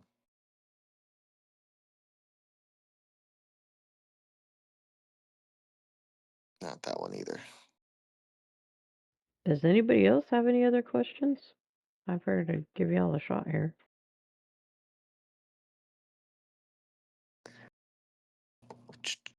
Looking at the Dead Sea Scroll would take even more time, but something I could do. But basically, the point I was trying to make is that the general context still says the same kind of thing, and you can kind of tell what the interpretation of the words should be, even if you use this phrasing of wonderful counselor, mighty God, which is just king, right? So great king, and so is father. Father is a head figure, right?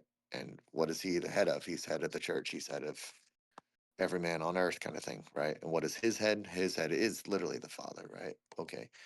Um, so everlasting teacher, father is also teacher, right? Call no man father you, right? This kind of thing. Doesn't mean that he is, you know, father God kind of thing. No, not necessarily, but this is I don't know what the Judaism interpretation of this exactly is, but not that they're considering Yeshua to be that exactly, but what they're referring to this saying or not. I wonder if I could find anyone that has a different translation of this phrase.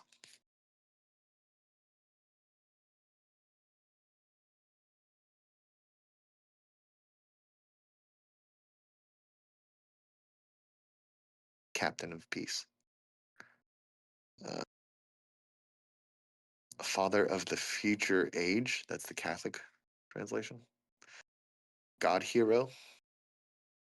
Father forever. That's an interesting one. New American Bible.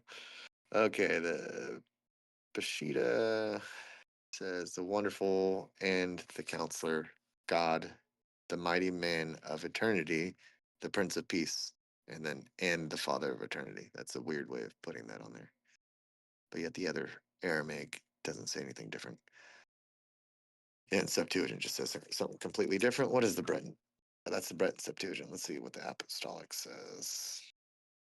It says, and again, this is probably way too small on your screen. Child is born. Da, da, da, da. Let's see. His name. Why did it just switch on me? Okay.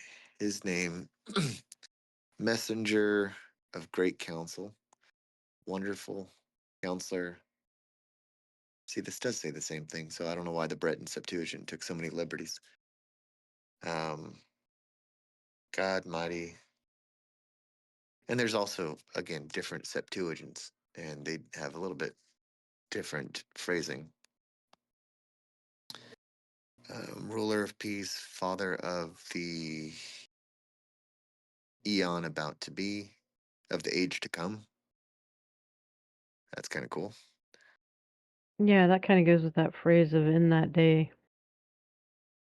Father of the age to come. Which, in a sense, calling him second Adam, right? Being Adam, the father of all mankind, and him being the second Adam, which is the first of the new creation. So he would be, in this sense, like a father, right? Where it's like he's the first one, he's the eldest by far. when he's created so much earlier than the rest of the first resurrection. So you could maybe interpret it that way, looking at the Greek here. I don't know why this Greek is showing the same thing as the Masoretic, so maybe I need to just do some more. This is why you got to look at multiple versions, because these websites are terrible. Where's the actual interlinear? That's what I'm looking for. 9196. Okay, I'll be right back again. Sorry, guys. For a child, he will be shoulders will be called his name. Wonderful Counselor, God, Mighty. Be that. See, Yod, Everlasting Father. It just does say God. It's just El, so it's not Elohim or anything. But yeah, strong shepherd. If you just want to look at it in the simple sense, Gibor, strong, mighty.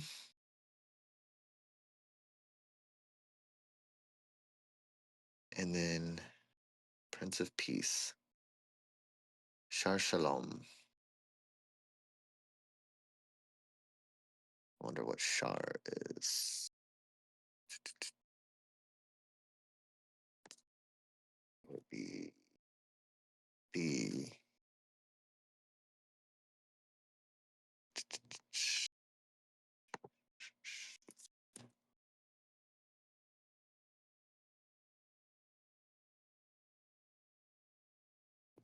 Sar instead of Shar. That's interesting. Different lettering. To turn, to rule. So thorns and a head. To turn the head. One who has authority. Interesting that it doesn't use the sheen here.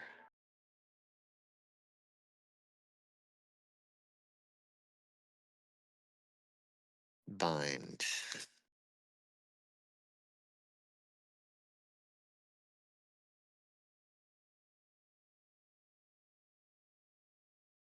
Strong turning.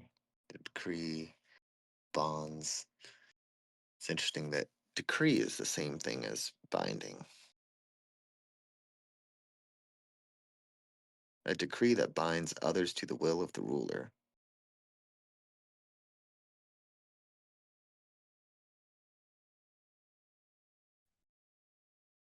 That makes sense, though.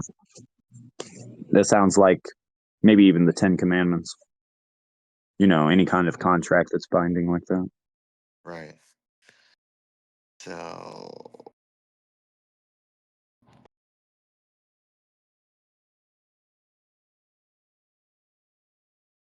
Also, I invited some people to the classroom. okay. I invited my son, Lion of Yah, and Christine. She's the moderator for Skiba Nation.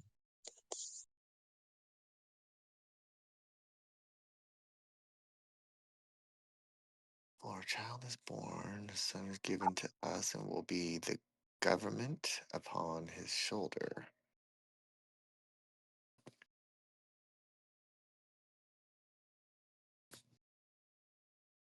Why is shoulder used there? That's interesting. I'm hiding behind the screen here from that angle. Come on. Oh, look at that. Funny enough, it's the same word. Oh yeah.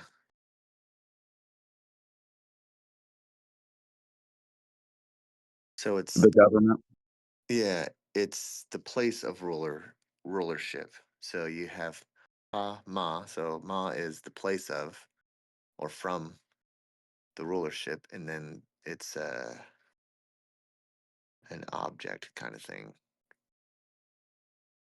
Hamashara. Object like the scroll or tablets or contract. Like the governing place, I guess.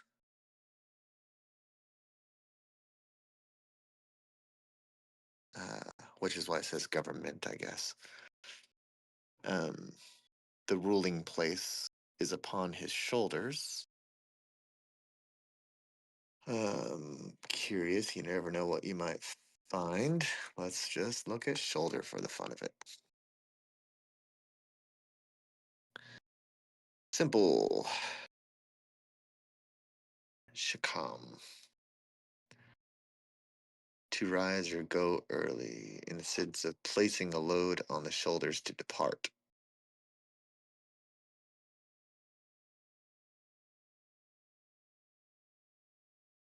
It's always interesting how these words are used in a practical sense on how body parts and things like that are named. It's like, well, it's something about what you do with it or what things look like. It's not really a proper name for saying certain things, but yeah. But if you put the yoke of the waters on your shoulders, you're not taking it to the lake. So something that you're putting on your shoulders, like a backpack, a camping backpack, you're not taking that to the house. You're taking that out to the woods. So you're Right. always, it's like something you're going with. I mean, it might sound like leaving, but it might be the journey that you're headed to. So it was all on purpose. Right. Um,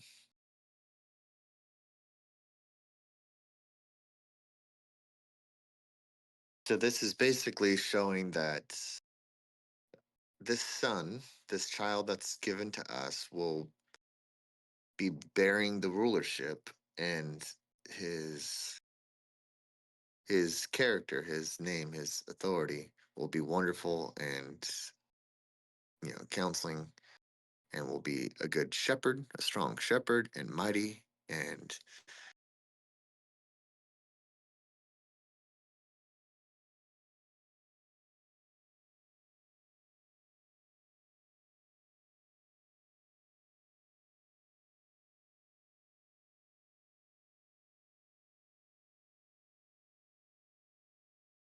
Hey, we lost sound. Josh, can you hear me? like kind of. Oh, yes. No, you're back now. Okay. And this is what I mean about like digging into these kind of things. So this is kind of generally what I would put in here is I gotta make something for this. I don't know. I gotta start figuring out how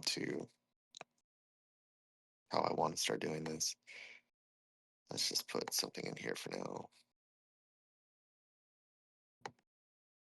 Um,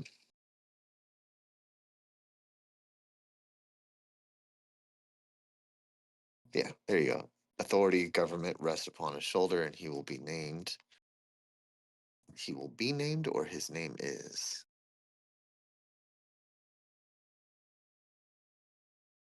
Okay, yeah, will be called. Even this word called, though. Curious.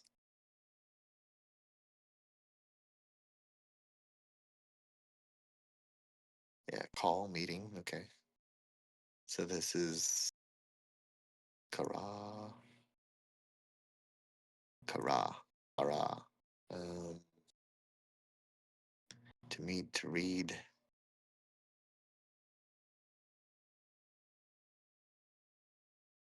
Gar. Event, meeting. So, yeah. Gathering in the morning. Gathered men. So, yeah, nothing to look into there. So, will be called is a good translation. His name.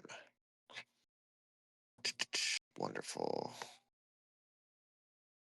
Curious about this too.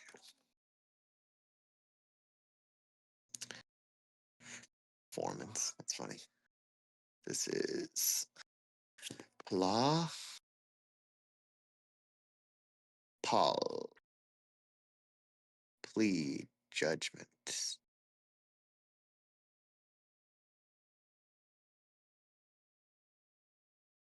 So first judgment, first performance. Marvelous, wonderful. Why is that translated as marvelous or wonderful? First plea, first judgment.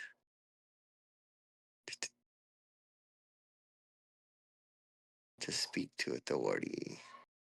He will be the first to speak to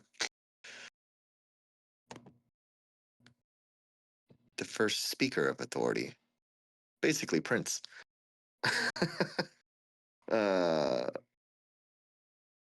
and again, whether you put these wonderful and counselor together is a translator's choice there, which is why I wish they would just not do either one and just write it as directly as possible and then give an interpretation or a few interpretations. But this is how scripture I feel like should be, so we don't all go astray here. So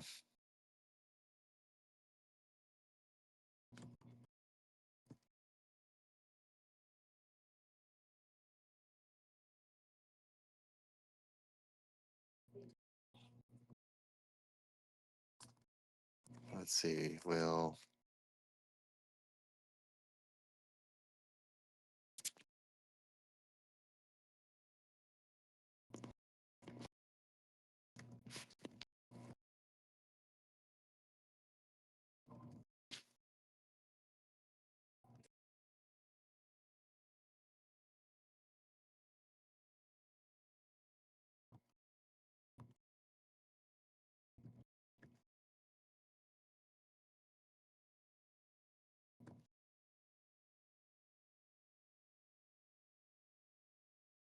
there's your tie-in.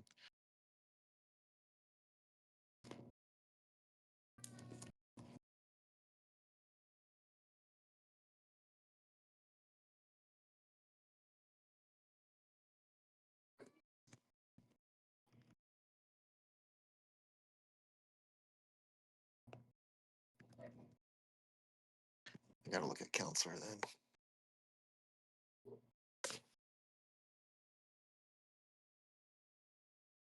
It's funny how they're putting commas in there. 32. What's 332 89? Whoops. Okay, counselor. I don't like that I'm hiding behind the screen. I'll figure out a better setup later. Okay. Did I see that right? Okay, counselor. This is yacht. Yachts. Yachts. Yachts. Yahtzee. I don't know. Yachts. Counselor. Yachts. Tree. Firm. Firmness. As a tree. Spine. So he will be uprightness. Firm. Which is what a counselor should be, is someone who's upright, straight, firm, unwavering.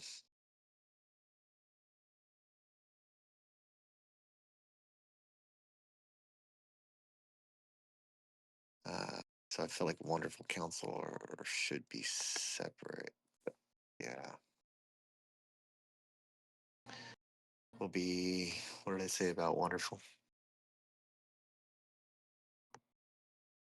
Already getting lost in my own head here.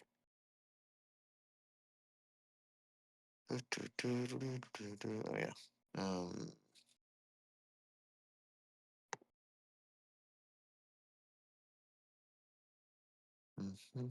So I'll do a better breakdown of this. The head of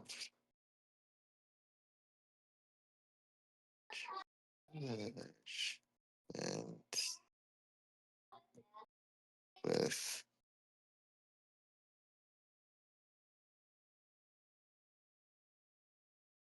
um,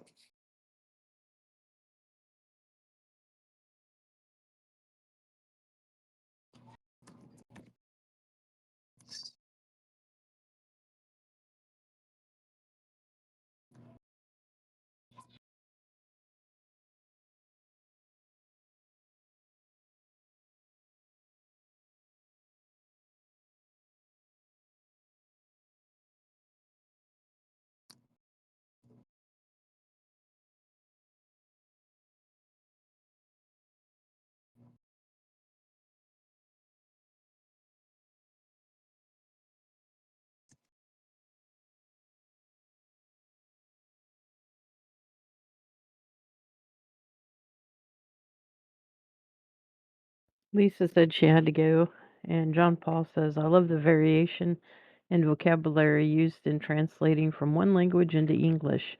So many different words to choose from in the English language and one of the more advanced languages.